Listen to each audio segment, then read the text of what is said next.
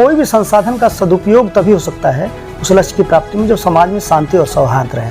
तो इसकी कीमत पर कुछ नहीं होना चाहिए। पहले शांति सौहार्द स्थापित करिए, फिर बड़े बड़े लक्ष्य निर्धारित करिए और उसके संसाधन जुटाइए। हर लक्ष्य मुमकिन है, किसी से भी हो सकती है। तो तत्कालीन देशकाल परिस्थितियाँ किसकी क्या थी, कैसे हुई, उनको तो समझ पाना बहुत मुश्किल है। बहुत कुछ लिखा गया है, उनको पढ़िए, जानिए, विचार रखिए। स्वतंत्र विचार रखना आपका हक है कि आप जानें, लेकिन जान करके कोई विचार रखें। और किसी व्यक्ति को इसी तरह से छिछलेपन तरीके से गाली देना, उसके बारे में बातें करना, मुझे नहीं लगता। ये क्षमता को पता लगाने के लिए विद्यालय एक बहुत बड़ा प्लेटफॉर्म है। जो कुछ भी दुनिया में हो रहा है सब दिमाग से ही है। कोई ऐसा तो नहीं कोई एप्लीकेशन देके कोई पैदा हुआ कि मैं इस जाति में पैदा होने वाला हूँ, इस धर्म में पैदा हुआ ना हो। कंपटीशन में तैयारी करने वाले व्यक्ति अगर कहीं फेल हो गया तो निराश होकर आता है, जैसे लगता है उसने कोई क्राइम किया। सही बात तो ये है कि जब हम मंजिल की तरफ अपने बढ़ते हैं और यात्रा शुरू करने से पहले हमको पता होना चाहिए कि हमको कहाँ जाना है। बी योर ओन सन, अपना सूरज खुद बने। मैंने एक चीज़ देखा कि हम अक्सर लोग ग्रेजुएशन करने के बाद से, इंटरमीडिएट करने के बाद से या तमाम तरह की डिग्रियाँ लेने के बाद हम सोचते हैं अब हम करें क्या। वैसे भी मुझे लगता है कि देश की आने वाली पीढ़ियों को या भविष्य की पीढ़ियों को कभी अतीत के बारे में हम अपने पिता की समीक्षा उस तरह से नहीं कर सकते जिस तरह से हम समीक्षा आज किसी व्यक्ति को गाली देकर महान पुरुष को कर रहे हैं। अगर हम अपने पिता को दे सकते हैं तो अगर हमारी इतनी समझ है तो हमको ऐसा करना चाहिए। मुझे लगता है कि हमारे पिता से भी और हम सबके बड़े बुजुर्गों से भी कुछ गलतियाँ हुई होंगी, लेकिन उस काल परिस्थिति में उन्होंने क्या किया, किन परिस्थितियों में किया, इसकी समझ क्या हमको पहले से है। अगर समझ नहीं है तो हमको सोच समझ के ही बोलना चाहिए, क्योंकि आसमान में वास्तव में सही थूकना या पत्थर उछालना बेहतर। रास्ते पर जा सकते हैं बिना किसी के साथ बैठे हुए। नमस्कार, मैं हूं सूरज और आप देख रहे हैं नमस्कार पूर्वांचल। आज हमारे साथ खास बातचीत करने के लिए एक कवि, लेखक, विचारक, हर समय अपने विचारों से युवाओं को मार्गदर्शन करने वाले उच्च कोटि के विद्वान, भारतीय लोक सेवा संघ में बतौर IAFS अधिकारी के रूप में अपनी सेवा प्रदान करने वाले डॉक्टर गंगाशरण सिंह सर आज हमारे साथ उपस्थित हैं। बहुत बहुत स्वागत है सर आपका। धन्यवाद। सर, मेरा पहला प्रश्न ही आपसे यह रहेगा कि आप भात परानी से छोटे से शहर से निकल के आज अपने जीवन में आपने इतनी बड़ी यात्रा को तय किया, इसके पीछे का मुख्य वजह क्या आपका अपना सेल्फ मोटिवेशन रहा या किसी व्यक्ति का प्रभाव रहा? सबसे बड़ी बात है कि मैं जिस परिवेश से हूँ और गांव घर और अपने क्षेत्र में जब भी रहा तो तमाम लोगों को मैंने देखा जो लोग अपने अपने क्षेत्र में सकारात्मक कार्य कर रहे हैं। और उस समय की दशा में जो भी प्रेरणा मेरे पास थी, विशेषकर मेरे पिता की प्रेरणा, जिन्होंने मुझे हमेशा कुछ बड़ा करने, कुछ अच्छा करने और अपने जीवन के लिए और लोगों के जीवन के लिए कुछ करने का प्रयास करने के लिए बताया, उसमें मुझे जो भी अवसर सामने दिखाई पड़ा मैंने उसकी कोशिश की और उस कोशिश के दौरान मैं जो आज कर सका छोटा मोटा वो कर सका हूँ। सर, मैं आपसे ये जानना चाहूँगा कि वर्तमान समय में आप शिक्षा को किस रूप में देखते हैं और इसमें क्या मुख्य परिवर्तन होने चाहिए? शिक्षा का सबसे बड़ी बात है कि एक संकुचित दायरे में शिक्षा को नहीं देखा जाना चाहिए। हालांकि हम लोग ऐसे परिवेश से हैं जहाँ हम ज़्यादातर लोग मध्यम वर्गीय हैं, गरीब हैं, इसलिए जीविका से जोड़ के शिक्षा को जोड़ते हैं। लेकिन शिक्षा का मूल उद्देश्य नागरिक निर्माण है। शिक्षा आपको जीना सिखाती है, शिक्षा आपको एक दूसरे के साथ कैसे सामंजस्य बना कर रहना है, समाज में कैसे रहना है और आपकी सोच अपने परिवार, अपने समाज और अपने राष्ट्र और पूरी मानवता के लिए कैसी होनी चाहिए, ये सारा कुछ शिक्षा के माध्यम से हमको मिलता है। एक उसका एक भाग है कि जीविकोपार्जन हो, कि जीविकोपार्जन भी ज़रूरी है जिससे मनुष्य अच्छे तरीके से जीते हुए अपने परिवार और अपने परिवेश को देख के और समाज में कुछ योगदान कर सके। इसलिए जीविकोपार्जन भी ज़रूरी है, लेकिन इसको बहुत संकुचित दायरे में नहीं सोचा जाना चाहिए। सर, वर्तमान समय युवाओं की सबसे बड़ी समस्या एक ये है कि वो अपना एक लक्ष्य निर्धारित नहीं कर पाते हैं। वो हमेशा असमंजस की स्थिति में बने रहते हैं कि उनको बनना क्या है। तो सर, युवा अपने लक्ष्य को निर्धारित कैसे करें?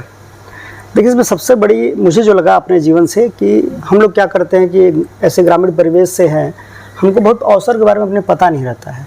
हम लोग अपने आसपास के लोगों को देखते हैं जो कर रहे होते हैं, उससे सीख के उसी के अनुसार हम कुछ करने की कोशिश करते हैं। हमको अपनी क्षमताओं का एहसास नहीं होता। इसमें हमारे परिवेश में भी कुछ चीज़ें होती हैं।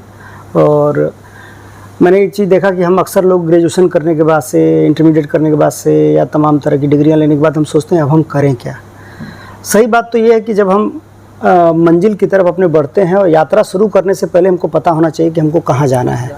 उसके हिसाब से हमको अपनी यात्रा शुरू करनी चाहिए। बीच रास्ते पर पहुंच करके या कहीं पर ऐसी जगह पर, अनजान जगह पर जा कर के कि जहां हमने पहले से सोचा नहीं था, वहां जाके फैसला किया जाए कि मुझे तो ये करना चाहिए, तो समय भी ज़्यादा लगता है, ऊर्जा का भी क्षति होता है, और कभी कभी चूँकि आदमी अपने अभाव में रहता है, संसाधन उसके पास कम होते हैं, इसलिए आदमी अपना मनोबल खो बैठता है और परिवेश में इतनी प्रेरणा नहीं होती कि आदमी लंबा संघर्ष कर सके, इसलिए यहाँ कमी रह जाती। सबसे पहली कमी यही है कि शुरू में ही लक्ष्य आदमी तय कर ले, और इसके लिए सबसे बड़ी चीज़ है कि उसको जानकारी होनी चाहिए कि कौन कौन से उसके सामने अवसर उपलब्ध हैं, उन अवसरों में से उसकी अपनी अभिरुचि किस में है, क्योंकि जिसमें अभिरुचि उसकी बेहतर है उसी में वो व्यक्ति अच्छा कर सकता है। तो अभिरुचि का पहले पता करना, और अभिरुचि के आधार पर अपने सारे संसाधनों का संपूर्ण उपयोग करके पूर्ण फोकस और निष्ठा के साथ उसको पाने की कोशिश करे व्यक्ति अगर, और शुरू में ही लक्ष्य को तय कर ले कि हमको लक्ष्य कहाँ पहुँचना, विशेष करके हाई स्कूल के समय या कक्षा 8 के बाद ही पता हो उसको कि हमको क्या करना चाहिए, तो बेहतर कर सकता है। सर, वर्तमान समय में देखा जाता है कि कोई भी युवा अगर तैयारी कर रहा है और वो वहाँ असफल हो जाता है तो अक्सर निराश हो जाता है, तो सर युवा अपनी इस निराशा को दूर कैसे करे और खुद को मोटिवेट कैसे करे? देखिए, बार बार मैं तो इस बात को मानता हूँ कि जिस तरह से सूरज एक परम ऊर्जा का स्रोत है पूरे विश्व के लिए, उसी तरह से एक व्यक्ति का आत्मबल उसके लिए सूर्य का काम करता है। तो समाज में तो तमाम तरह की परिस्थितियाँ आएंगी, अलग अलग तरीके के लोग आएंगे, कुछ सकारात्मक होंगे, कुछ नकारात्मक होंगे, और नकारात्मक होने में भी मैं उसको किसी को बुरा नहीं कहूँगा, जिसके जैसे अनुभव होते हैं उस तरह के विचार वो व्यक्त करता है। व्यक्ति को उसको भी अपनी ऊर्जा बना लेनी चाहिए, और थोड़ा सा जिद्दी आदमी को होना चाहिए कि मैं जो करना चाहता हूँ मैं करूँगा। दूसरी बात है, शिक्षा की प्रक्रिया में कहीं कुछ भी बेकार नहीं जाता। कभी कभी असफलता लगता है, ये हमारे समाज की बुराई है कि जब आदमी 2-3 खून भी कर लेता है तो सोचता है कि मैं 2-3 मर्डर करके आया हूँ, और सीना चौड़ा करके घूमता है कि मैं कातिल हूँ।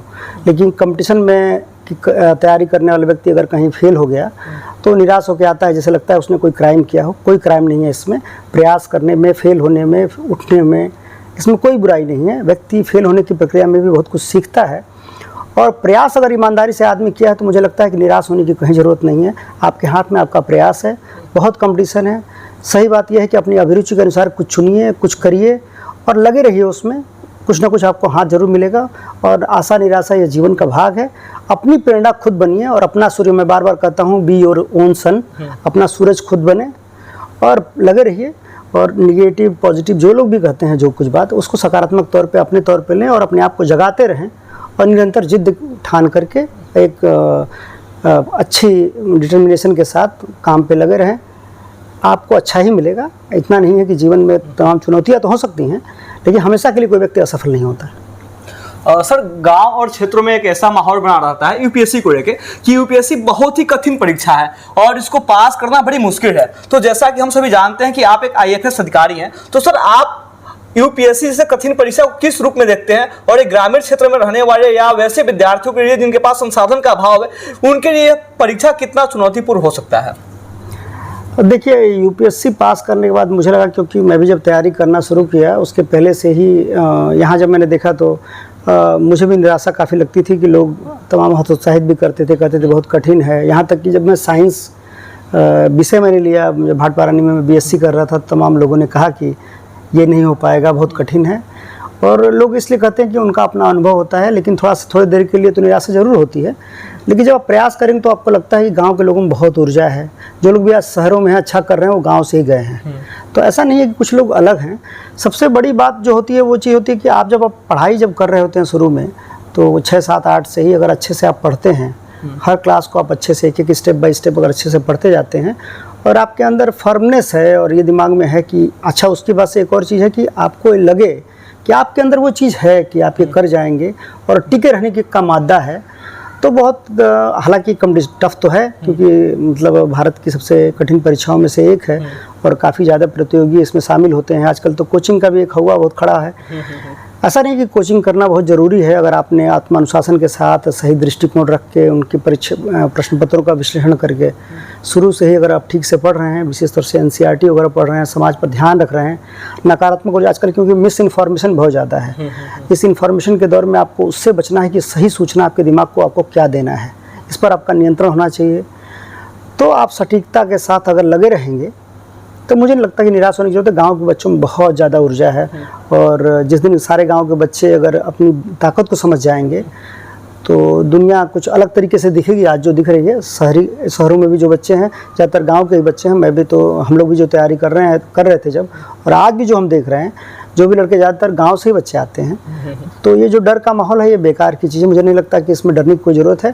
थोड़ा सा हिम्मत करना होता है, क्योंकि डरता बच्चा इसलिए है कि वो सोचता है कि अगर मैं फेल हो गया तो क्या होगा, क्योंकि परिवेश की वजह से अपने वो सोचता है कि हमारे माँ बाप पर ज़्यादा भार न बने, और तमाम तरह की चुनौतियाँ होती हैं, आर्थिक चुनौतियाँ होती हैं, पारिवारिक चुनौतियाँ होती हैं, सामाजिक चुनौतियाँ होती हैं। तो उतनी उस तरह की प्रेरणा नहीं है। उस प्रेरणा को तलाशना स्वयं में पड़ेगा। बार बार मैं कहूँगा कि अपनी प्रेरणा स्वयं बनना पड़ेगा और सकारात्मक रूप से चलना पड़ेगा। बहुत कठिन परीक्षा नहीं है, कठिन तो है, लेकिन इतनी कठिन नहीं है कि इसको असंभव की कैटेगरी में रखा जाए। तमाम लोग करते हैं, तो यहाँ के लोग भी कर सकते हैं। बिल्कुल बिल्कुल सर। सर, जीवन में सफल होने के लिए संसाधन कितने महत्वपूर्ण होते हैं? देखिए, इच्छा शक्ति हो तो संसाधन इच्छा शक्ति के किनारे बुनी जाती है। संसाधनों के किनारे कभी इच्छा शक्ति नहीं बुनी गई। आपके अंदर इच्छा शक्ति अगर है तो धीरे धीरे संसाधन अपने आप बनने लगते हैं, और आप बना भी लेते हैं। कहीं ना कोई जरिया बन जाता है। संसाधन, आप खुद संसाधन है कि नहीं, पहली बात तो यह है कि हम खुद संसाधन है कि नहीं। जो काम करना है उसके लिए हमारे अंदर योग्य चीज़ें हमारे अंदर हैं कि नहीं है। अगर हमारे अंदर योग्य चीज़ें हैं तो बाकी सारी चीज़ें, थोड़ा सा कठिनाई कभी कभी हो सकती है, लेकिन वो कठिनाई इसका भाग। जब भी आप बड़ा कोई लक्ष्य निर्धारित करते हैं तो उसके पीछे बड़ा त्याग भी होता है, कुछ समस्याएं भी आती हैं, उनसे पार पाना होता है। और यही आपकी असली परीक्षा भी है कि आप उसके लायक हैं कि नहीं हैं, क्योंकि इस संघर्ष में अगर आप जीते तो उस बाकी के संघर्ष में आपको जीतने से कोई रोक नहीं सकता। बिल्कुल बिल्कुल सर। सर, तैयारी करने वाले विद्यार्थियों के सामने एक चुनौती और होता है समय को लेकर। अधिकांश विद्यार्थी समय के साथ सामंजस्य बैठाने के लिए अपना टाइम टेबल तो बनाते हैं, और वो कुछ हफ्तों तक उसको फॉलो भी करते हैं, लेकिन उसके बाद वो उसको फॉलो करना बंद कर देते हैं। तो सर, मैं ये जानना चाहूँगा आपसे कि समय का सामंजस्य बना पाना एक विद्यार्थी के लिए कितना महत्वपूर्ण होता है, और सफल होने के लिए समय कितना महत्वपूर्ण है? देखिए, समय के बारे में बहुत तरह के अलग अलग विद्यार्थी, सफल लोग अलग तरह की बातें करते हैं। कोई कहता है 18 घंटा पढ़ते हैं, कोई 12 घंटा पढ़ते हैं। ऐसा संभव है नहीं। 8 घंटा अगर आदमी 2 साल लगातार पढ़ता है और सही में चिंतन मनन करता है, देखिए सबसे बड़ी चीज़ है अध्ययन करने के बाद से उसका मनन, सोचना, उसको बाकी चीज़ों विषयों से उसको रिलेट करना, और ठीक से लिखने और पढ़ने का अभ्यास करना, और ड्राफ्ट करना चीज़ों को अपने दिमाग में, और फिर इसको उतारना। इन सारी कलाओं पे थोड़ा सा ध्यान दिया जाए तो 6 से 7 घंटे, 8 घंटे बहुत पर्याप्त होता है। मुझे लगता है कि कोई एक व्यक्ति सक्षम दिमाग, सशक्त दिमाग, कोई 8 घंटे से ज़्यादा पढ़ सकता है एक दिन में। अगर एक दिन में 15 घंटा पढ़ गया तो अगले दिन हो सकता है कि वो 2 घंटे थक जाए और 2 ही घंटे पढ़े। तो आप जब एवरेज मिलाएंगे तो वो 8 घंटे से नीचे आ जाता है। तो अगर लगातार अगर प्रयास करना है तो 7-8 घंटे अगर वो गेन कर रहा है वास्तव में, तो मुझे लगता है 8 घंटे से ज़्यादा दुनिया की किसी भी परीक्षा के लिए ज़रूरी नहीं है। 8 घंटे गेनफुल अगर उसकी स्टडी हो, जिसमें कि लिखना, पढ़ना, सोचना, ड्राफ्ट करना, डिज़ाइन करना, सब कुछ उसके दिमाग में अगर आता है और कोरिलेट करके वो पढ़ता है, तो मुझे लगता है कि 8 घंटे बहुत होता है। दुनिया की कोई भी परीक्षा 8 घंटे पढ़ने पर करी जा सकती है। सर, जब 2 विद्यार्थी एक साथ पढ़ाई करने आते हैं और पढ़ाई के दौरान वो परीक्षाएं देते हैं, तो एक विद्यार्थी सफल हो जाता है और एक विद्यार्थी असफल हो जाता है, तो समाज में जो लोग होते हैं वो कहते हैं कि जो विद्यार्थी सफल है उसके व्यक्तित्व में, उसके चरित्र में दिखता था कि ये बंदा संघर्ष करने वाला है और असफल है, और जो असफल हो जाता है उसके व्यवहार में भी दिखता था कि ये असफल हो जाएगा। तो सर, सफल और असफल विद्यार्थियों में आप कितना अंतर महसूस करते हैं? देखिए, सफलता और असफलता को इसी तरह से क्लियर कट खांचे में नहीं कर सकते कि जो व्यक्ति किसी परीक्षा में पास हो गया वो सफल व्यक्ति है और जो फेल हो गया वो असफल व्यक्ति है। सफलता असफलता का ये परिभाषा मूलतः नहीं होना चाहिए, क्योंकि देखिए कई ऐसे चीज़ें, जिस रात में आपको अच्छे से नींद आ गई, रात में आपने जो सब्जेक्ट, जो पेपर पढ़ा, जो प्रश्न पढ़ा, वही प्रश्न सुबह आ गया, तमाम तरह की चीज़ों पर वहाँ की परिस्थितियाँ क्या थीं, बच्चा कभी कभी सही प्रश्नों का चुनाव कर जाता है, तमाम तरह की घटक होते हैं जो परीक्षा के रिजल्ट को प्रभावित करते हैं। तो सफलता और असफलता को इतने ज़्यादा संकुचित दायरे में देखना ठीक नहीं है कि परीक्षा कोई पास कर गया तो सफल है, फेल कर गया तो असफल है। ऐसा नहीं, उस परीक्षा में कोई फेल हो गया, पास हो गया, ये होता है और किसी के साथ ये हो सकता है। यहाँ तक कि जो परीक्षा में पास हुआ, हो सकता है अगली बार वो परीक्षा खुद दे और दोबारा हो सकता है उसी परीक्षा को वो पास न कर पाए, ऐसा भी हो सकता है, हुआ भी है तमाम। ऐसा भी हुआ है कि कई लोग ऐसे हैं जो कि कई छोटी परीक्षाओं को दिए और फेल हो गए और यूपीएससी का एग्ज़ाम दिए, उसमें पास कर गए। ऐसे नहीं कह सकते कि वो व्यक्ति जो है यहाँ पे असफल था तो हमेशा असफल रहेगा। कभी कभी कई घटक काम करते हैं, समय की मर्यादा होती है, उस समय आपकी मानसिक स्थिति क्या है, आपका समय प्रबंधन कैसा रहा, तमाम तरह के घटक होते हैं। तो इस रूप में कोई घबराने की जरूरत नहीं है। जो असफल दिख रहा है, समाज तो देखिए किसी रूप में न किसी रूप में आपका विश्लेषण करेगा। आमतौर पे जब आदमी सफल हो जाता है तो उस समय तमाम लोगों को कुछ लोग ऐसे होते हैं कि जिनको तमाम गुण दिखने लगते हैं। जब आदमी असफल हो जाता है तो उसको लोग अपराधी के तौर पर ट्रीट करते हैं। समाज में ऐसा हमेशा चलता रहा है, चलता रहेगा, इससे घबराने की कोई ज़रूरत नहीं है। मैं बार बार ये कह रहा हूँ, इसमें भी कह रहा हूँ इस चीज़ को कि आप आत्मबल बनाए रखिए और ये जानिए कि विश्लेषण लोगों का अधिकार है, लोग करेंगे और इससे घबराने की ज़रूरत नहीं है, उनकी आलोचना करने की भी ज़रूरत नहीं है। ठीक है, वो कभी कभी प्रेरणा आपको देंगे, कभी आपको जगाए रखेंगे वही लोग, और बेहतर है कि लोग, हो सकता है ऐसा भी हो सकता है कि उनकी समझ जो है, उनका अपना ज्ञान जिस विषय के अनुसार जितना होता है तो व्यक्ति बोल ही जाता है, और उस बोलने से बहुत फ़र्क नहीं पड़ना चाहिए। व्यक्ति को सकारात्मक रूप से हर चीज़ को लेना चाहिए। बिल्कुल बिल्कुल सर। सर मैं ये जानना चाहूँगा कि आप किस्मत और भाग्य पे कितना विश्वास करते हैं?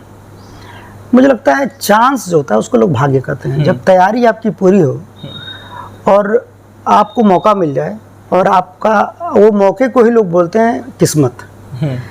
तो जब आपकी तैयारी पूरी है तो आप कहीं कभी कभी सारी घटक जो मैं बताया अभी कि आपने सही समय पर सही क्वेश्चन अटेम्प्ट कर लिया, क्वेश्चन परीक्षा हाल में आपने अच्छे से प्लानिंग कर ली, ड्राफ्टिंग आपकी अच्छी हो गई, अच्छे से प्रैक्टिस कर लिया आपने, सब कुछ अच्छा हो गया, उसी को किस्मत का आप नाम दे सकते हैं। तो मुझे नहीं लगता कि किस्मत एक कोई बड़ा चांस जैसी चीज़ होती है जिसको लोग किस्मत कहते हैं, अलग अलग नाम से लोग पुकारते हैं। तो तैयारी होनी चाहिए, बहुत कुछ 2-4% इस तरह की चीज़ें होती हैं कि आप सही समय पे सही चीज़ें कर जाएं, कभी सही प्रश्नों का चुनाव कर जाएं, उसी को उस रूप में देखना चाहिए। मुझे नहीं लगता कि इसमें भाग्य कोई बहुत बड़ा ऐसा घटक है जिसको आप पहले से डिसाइड कर लें कि भाग्य में आपके है तो आप होगा, भाग्य में नहीं है तो नहीं होगा, ऐसा कुछ नहीं है। प्रयास करते रहिए, हो सकता है कि इस बार में आपके कुछ घटक अधूरे रह गए और अगली बार में पूरे हो जाएंगे। बिल्कुल बिल्कुल सर। सर वर्तमान समय में ग्रामीण परिवेश में रहने वाले जो विद्यार्थी हैं, जो युवा हैं, उनके सामने रोजगार को लेकर सबसे बड़ी समस्या बनी रहती है। तो सर आपके हिसाब से ग्रामीण क्षेत्रों में रहने वाले विद्यार्थियों के लिए रोजगार के क्रम में वो खुद को कैसे तैयार करें? देखिए 90 के दशक में भारत में एक आईटी की बात होने लगी बहुत ज़्यादा, आईटी और बायोटेक्नोलॉजी की बात उसके कुछ दिन बाद से। तो देखा देखी सभी लोग एक तरफ आईटी की तरफ चले गए, फिर बायोटेक में चले गए। तो उसमें दिक्कत क्या होता है कि ओवरबर्डेंड हो जाता है कोई भी क्षेत्र। तो उसमें ढेर सारे लोग एक ही डिग्री लेकर के घूम रहे हैं। तो उसमें क्या होता है कि अगर उनको श्रम का उनको आय भी मिले तो बहुत कम मिलता है, क्योंकि सप्लाई साइड ज़्यादा हो जाता है।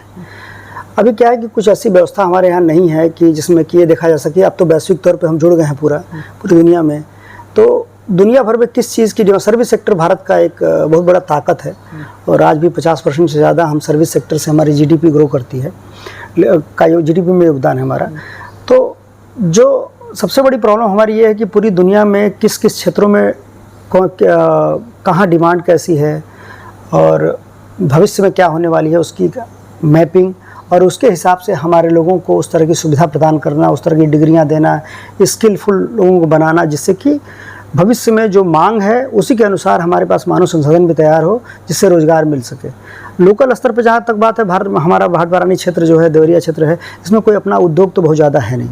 चीनी मिल वगैरह शुरू में थोड़े बहुत थे, तो अब कृषि क्षेत्र में भी काफ़ी लोगों मानव बल का बहुत ज़्यादा दबाव है। खेत बहुत टुकड़े टुकड़े में है, लोग उसमें लगे हुए हैं, और खेती को भी एक तरह से बोझ के तौर पे लोग देखते हैं। आमतौर पर बड़ी पारंपरिक टाइप की खेती होती है, गेहूं चावल लोग बोते हैं। कॉमर्शियल खेती की तरफ अभी अपने यहाँ लोग बढ़े नहीं हैं। अगल बगल के लोग जो करते हैं देखा देखी, जिसे हम लोग शिक्षा में करते हैं, कोई बगल में बीएससी कर रहा है तो हम बीएससी कर लें, वैसे बगल में लोग चावल बो रहे हैं तो हम चावल बोल रहे हैं। तो बहुत प्रगतिशील किसान है पूरी दुनिया भर में। उनको देख करके, उनको समझ करके कुछ प्लानिंग ऐसी सरकार की तरफ से भी, और जो लोग जागरूक लोग हैं उनको भी आगे आना होगा, बताना पड़ेगा कि कहाँ कहाँ रोजगार की संभावनाएँ हैं। उसी के अनुसार बच्चों को उनकी ट्रेनिंग देनी पड़ेगी, तब जाकर के रोजगार के साधन उत्पन्न होंगे।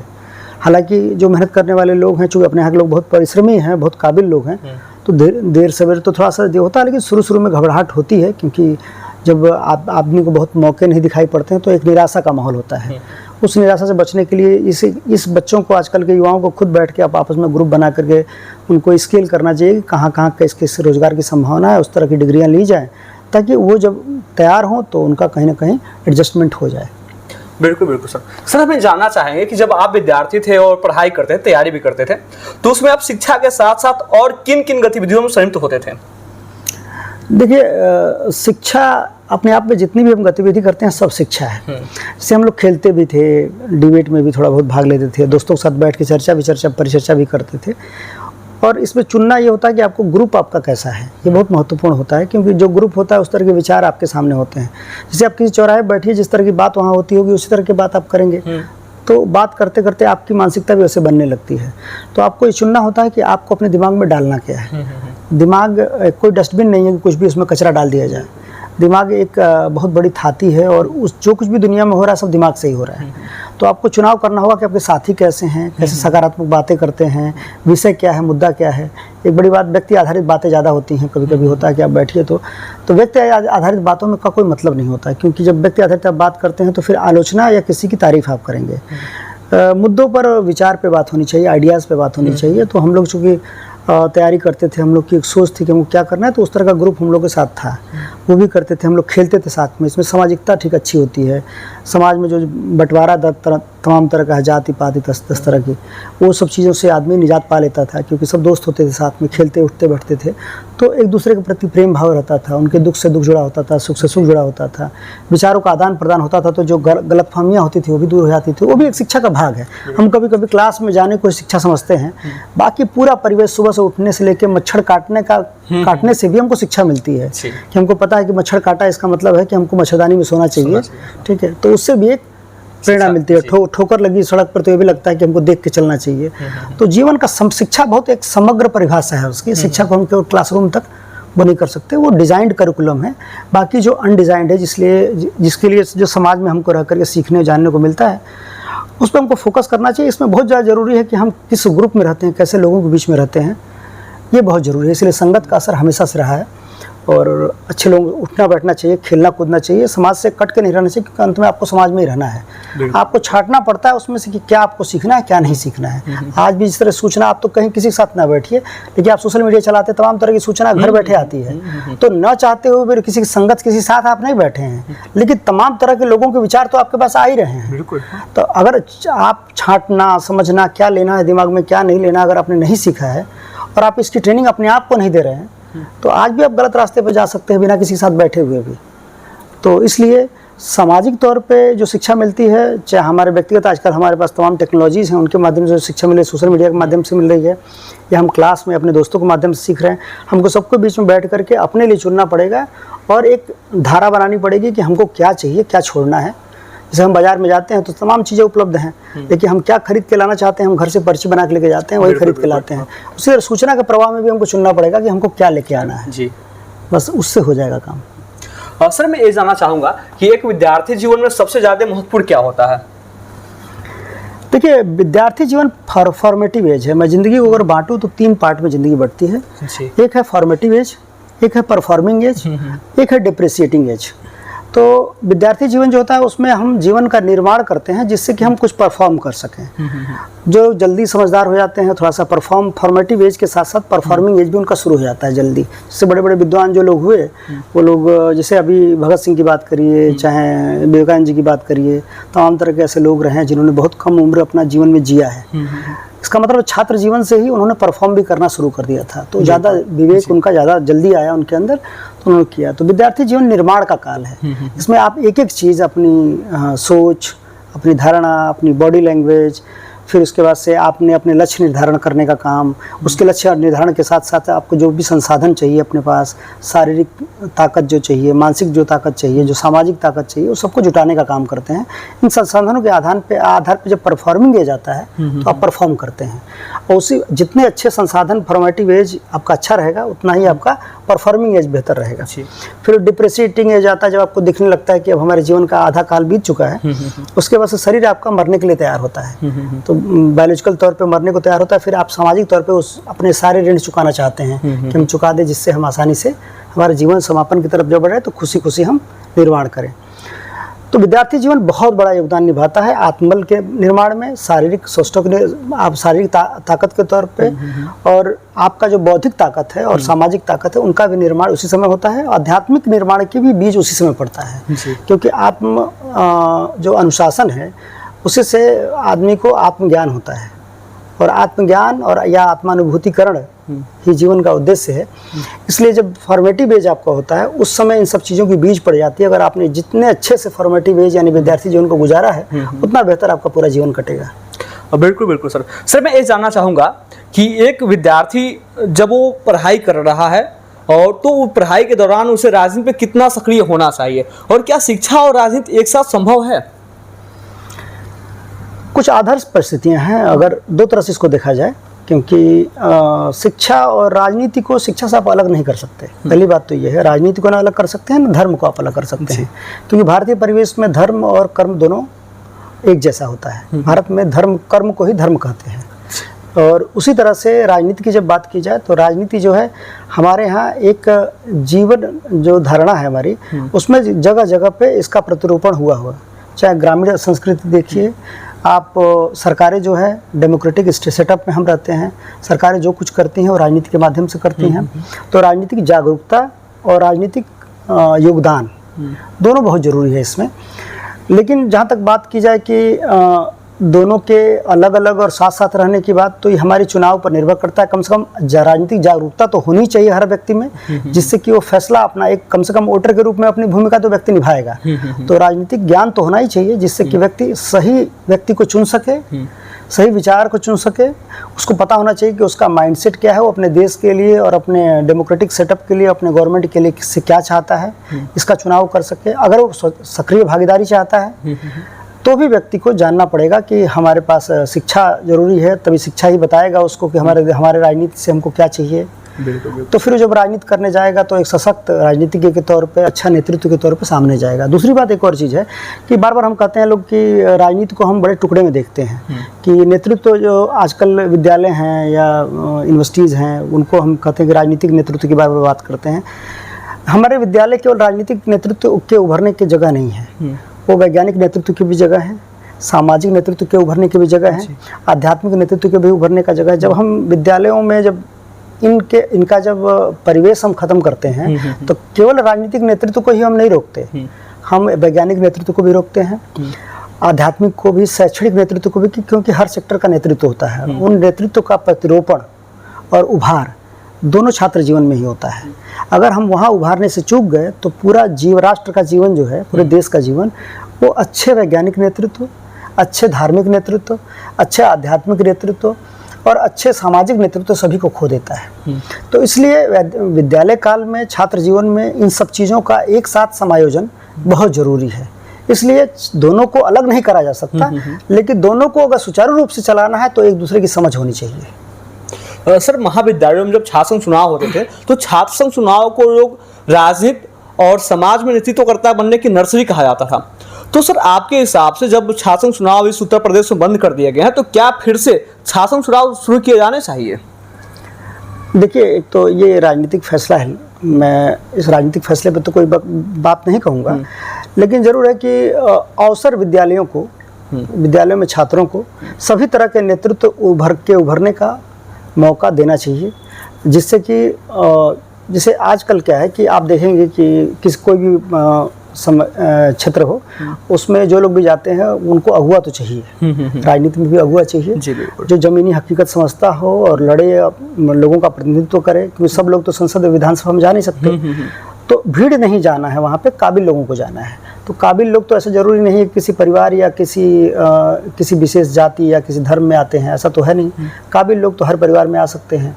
उनकी नैसर्गिक क्षमता एक ईश्वर जो है देता है, उसके बाद से वो अपनी ट्रेनिंग, उनका सोच समझ शिक्षा जैसी होती है, तो उनको अवसर तो मिलना चाहिए, क्योंकि अवसर की समानता जो है लोकतंत्र का प्रमुख जो स्तंभ है। तो अवसर की समानता जब होगी तो उसमें पता चलेगा किसके अंदर नेतृत्व क्षमता है।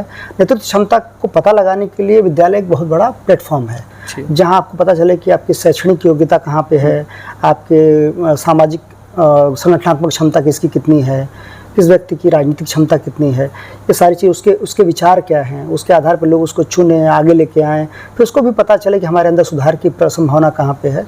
तो इन सारी चीज़ों का जिस तरह से हम कंपटीशन कराते हैं पढ़ाई शिक्षा के क्षेत्र में नौकरी के लिए, उस तरह इनमें भी प्रतिस्पर्धा होनी चाहिए, जिससे लोग अपना सुधार कर सकें।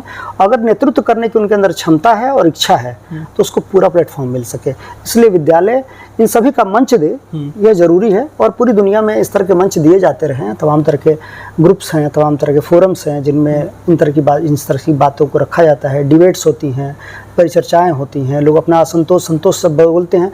और भारत में विशेषकर इसकी ज़रूरत इसलिए है कि भारत में बहुत ढेर सारी विविधता है। तो विविधता को जब मंच मिलता है, जब लोग अपनी बातें कहते हैं, तो लोगों के अंदर सामंजस्य बनता है, फिर कटुता दूर होती है, समाज का एकीकरण होता है, जो अंत में राष्ट्र और देश और उसके बाद से गवर्नेंस में बड़ी आसानी उत्पन्न करता है। इसलिए भारत में लोकतांत्रिक मूल्यों को अगर जीवित रखना है तो इस तरह के प्लेटफॉर्म तो विद्यालयों को देने पड़ेंगे। बिल्कुल सर। सर अक्सर विद्यार्थी जो स्कूल और कॉलेजों में पढ़ते हैं और वहाँ से जब वो निकलते हैं तो उनके दिमाग में इस प्रकार की धारणा भर दी जाती है कि वो महात्मा गांधी जैसे महापुरुष को गाली देने लगते हैं, पंडित जवाहरलाल नेहरू जैसे महापुरुष को गाली देने लगते हैं। तो सर आप इन युवाओं को क्या संदेश देना चाहेंगे? देखिए, कोई भी धारणा बनाने से पहले मुझे लगता है लोग महापुरुष है। कुछ आपकी नज़र में किसी व्यक्ति का परसेप्शन हो सकता है कि कोई व्यक्ति गलत है, सही है, कोई गलत काम किया, सही काम किया। देश में जितने भी महापुरुष हैं उन लोगों ने बहुत बड़े बड़े योगदान निभाए हैं। और कभी कभी होता है एक चीज़ कि हम अपने ज्ञान के अभाव में या कुछ भी सुन लेते हैं तो इधर बातें करने लगते हैं। देश का कोई भी व्यक्ति हो, मैं एक व्यक्ति की बात नहीं करता, कोई भी महापुरुष जो है आज उसने बहुत बड़ी कुर्बानी दी है, बहुत बड़ा उसका योगदान रहा है। कोई भी हो, नेहरू जी हों, गांधी जी हों, शास्त्री जी हों, सावरकर जी हों, चाहे जो लोग भी, जितने लोग भी रहे हैं, उनका अपना अपना योगदान रहे हैं। अम्बेडकर जी हों, इन लोगों ने बहुत योगदान दिया, लाठियाँ खाई हैं, जेलों में रहे हैं। उन्होंने इस देश को कुछ राजनीतिक सोच दी है। आज राजनीति की धारा जो देश की है या सामाजिक धारा है, वैज्ञानिक धारा है, उसमें बहुत बड़ा योगदान रहा है। कुछ गलतियाँ किसी से भी हो सकती हैं, तो तत्कालीन देशकाल परिस्थितियाँ किसकी क्या थी, कैसे हुई, उनको तो समझ पाना बहुत मुश्किल है। बहुत कुछ लिखा गया है, उनको पढ़िए, जानिए, विचार रखिए। स्वतंत्र विचार रखना आपका हक है कि आप जानें, लेकिन जान करके कोई विचार रखें। और किसी व्यक्ति को इसी तरह से छिछलेपन तरीके से गाली देना, उसके बारे में बातें करना, मुझे नहीं लगता ये जायज़ है। वैसे भी मुझे लगता है कि देश के आने वाली पीढ़ियों को या भविष्य की पीढ़ियों को कभी अतीत के बारे में, हम अपने पिता की समीक्षा उस तरह से नहीं कर सकते जिस तरह से हम समीक्षा आज किसी व्यक्ति को गाली देकर महान पुरुष को कर रहे हैं। अगर हम अपने पिता को दे सकते हैं तो अगर हमारी इतनी समझ है तो हमको ऐसा करना चाहिए। मुझे लगता है कि हमारे पिता से भी और हम सब के बड़े बुजुर्गों से भी कुछ गलतियां हुई होंगी, लेकिन उस काल परिस्थिति में उन्होंने क्या किया, किन परिस्थितियों में किया, इसकी समझ क्या हमको पहले से है। अगर समझ नहीं है तो हमको सोच समझ के ही बोलना चाहिए, क्योंकि आसमान में वास्तव में सही थूकना या पत्थर उछालना बेहतर नहीं होता। बिल्कुल सर। मैं ये जानना चाहूँगा कि समाज में रहने वाले जो सामान्य से लोग हैं, समाज के प्रति उनकी मुख्य जिम्मेदारी क्या होनी चाहिए और वो अपनी जिम्मेदारी का निर्वहन कैसे करें? देखिए, पहली बात तो यह है कि समाज है ये, समाज में कुछ असमाज में छुपा हुआ है। भारत में असमाज और असमाज दोनों अलग करके नहीं देखा जाता। तो कभी कभी क्या होता है कि हम समाज के नाम पर असमाज को छुपा ले जाते हैं और असमाज को समाज देके फिर समाज के बारे में हम बुराइयां करते हैं। हमको पहले ये चुनना पड़ेगा कि 2-3 चीज़ें होती हैं समाज में। मूल स्वरूप ये होता है कि समाज में पहले शांति है कि नहीं है। शांति का पहला जो कारण है वो ये है कि सभी को एहसास हो कि हमारे साथ बराबर मौका दिया जा रहा है, हमको मौके की कमी हमारे पास नहीं है। फिर सबका पेट भरे, ये ज़रूरी है। सबको शिक्षा मिले और एक दूसरे के साथ गुण धर्म के आधार पर व्यवहार हो, न कि किसी पूर्वाग्रह से, किसी की धर्म जाति देख करके। ये बातें नहीं होनी चाहिए। किसी धर्म और जाति में कोई व्यक्ति, कोई ऐसा तो नहीं कोई एप्लीकेशन देके कोई पैदा हुआ हो कि मैं इस जाति में पैदा होने वाला हूँ, इस धर्म में पैदा होने वाला हूँ। उसका गुण धर्म बहुत महत्वपूर्ण होता है, उसका चरित्र आचरण महत्वपूर्ण होता है। तो उन सब चीज़ों को देख के, और हमारे यहाँ जितना विविध समाज है हमारा, उसमें तो पहली बात है कि हमको बहुत सलीके से इस बात को छूना है, टच करना है कि हम इन नाजुक चीज़ों को छेड़ें उसके पहले हम 100 बार सोचें। बिल्कुल। क्योंकि देश है, जब तक इसमें शांति नहीं रहेगी, शांति तभी होगी जब लोगों के अंदर एक संतोष होगा कि हमको लोग एक तरह से देखते हैं। समाज के लोग देखते हैं, हमारी सरकारें देखती हैं, जो लोग प्रबुद्ध लोग हैं वो देखते हैं, जो समाज में अपने आप को अगुआ बनने या नेतृत्व करने की बात करते हैं वो सबको एक जैसा देखते हैं, सबको एक तरह का सम्मान देते हैं। तो मुझे लगता है कि समाज को सबसे पहले तो ज़रूरत इसकी है। दूसरी बात इसके बाद आता है कि समाज को हमको करना क्या है। तो समाज को जो चाहिए उसके हिसाब से वो अपने संसाधन जुटाता है, अपने मानव संसाधन, अपने आर्थिक सामाजिक संसाधनों को तैयार करता है। फिर उसके बाद से आप जो भी काम करेंगे, जैसे आपको मकान ही बनाना है तो आपको पता है कि आपको क्या क्या चाहिए, ज़मीन चाहिए, ईंट चाहिए, सीमेंट चाहिए, बालू चाहिए। उसी तरह से जब आप समाज में कोई लक्ष्य निर्धारित करते हैं तो आपको पता है उस लक्ष्य को पाने के लिए आपको क्या क्या चाहिए। बिल्कुल। तो जो लक्ष्य है उसके हिसाब से संसाधन आपको चाहिए, उस संसाधन के हिसाब से आपको तैयारी करनी पड़ेगी। और कोई भी संसाधन का सदुपयोग तभी हो सकता है उस लक्ष्य की प्राप्ति में जब समाज में शांति और सौहार्द रहे। तो इसकी कीमत पर कुछ नहीं होना चाहिए। पहले शांति सौहार्द स्थापित करिए, फिर बड़े बड़े लक्ष्य निर्धारित करिए और उसके संसाधन जुटाइए, हर लक्ष्य मुमकिन है। बिल्कुल सर।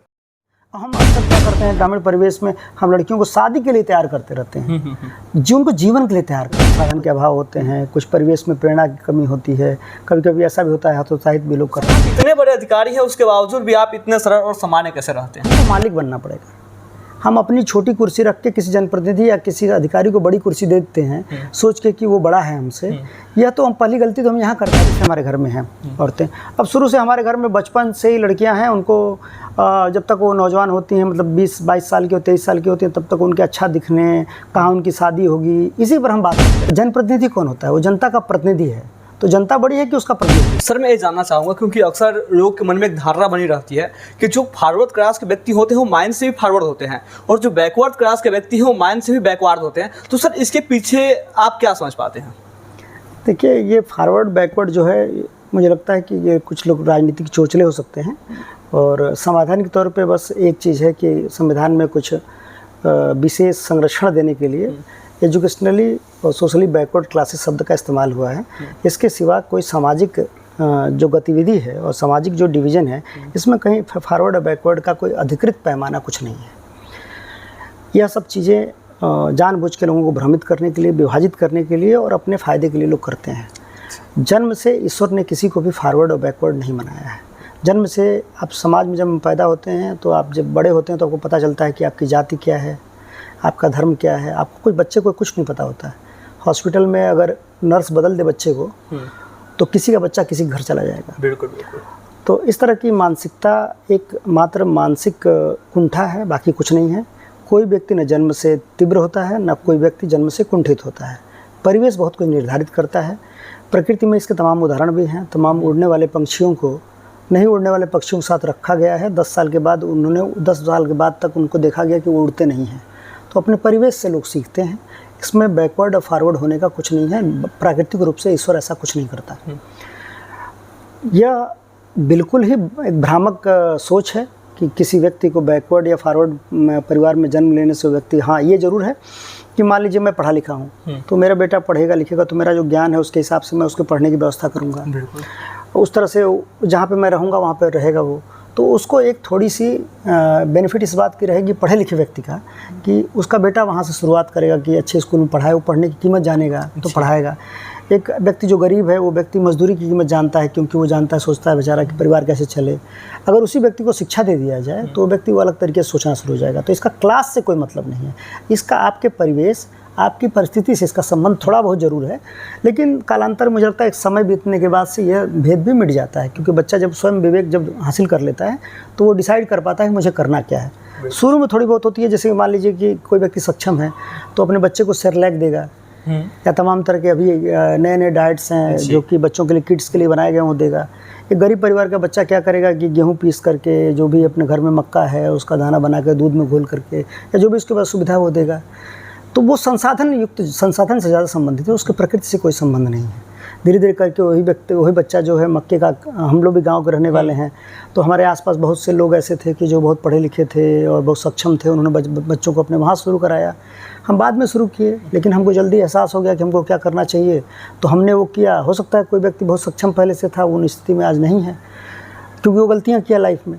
तो इससे मतलब है, अब बाकी बैकवर्ड फॉरवर्ड सब इस तरह की बातें करना फिजूल की बात है। उतना ही बस बात है जितना कि संविधान बताता है, और संविधान जो बताता है वो जो लोग व्यक्ति छूट जाता है दौड़ में, कहीं ना कहीं वो रह गया एजुकेशनली सोशली बैकवर्ड, उतना का मत कानूनी स्वरूप ही उसका है, कोई प्राकृतिक स्वरूप इस तरह का नहीं है।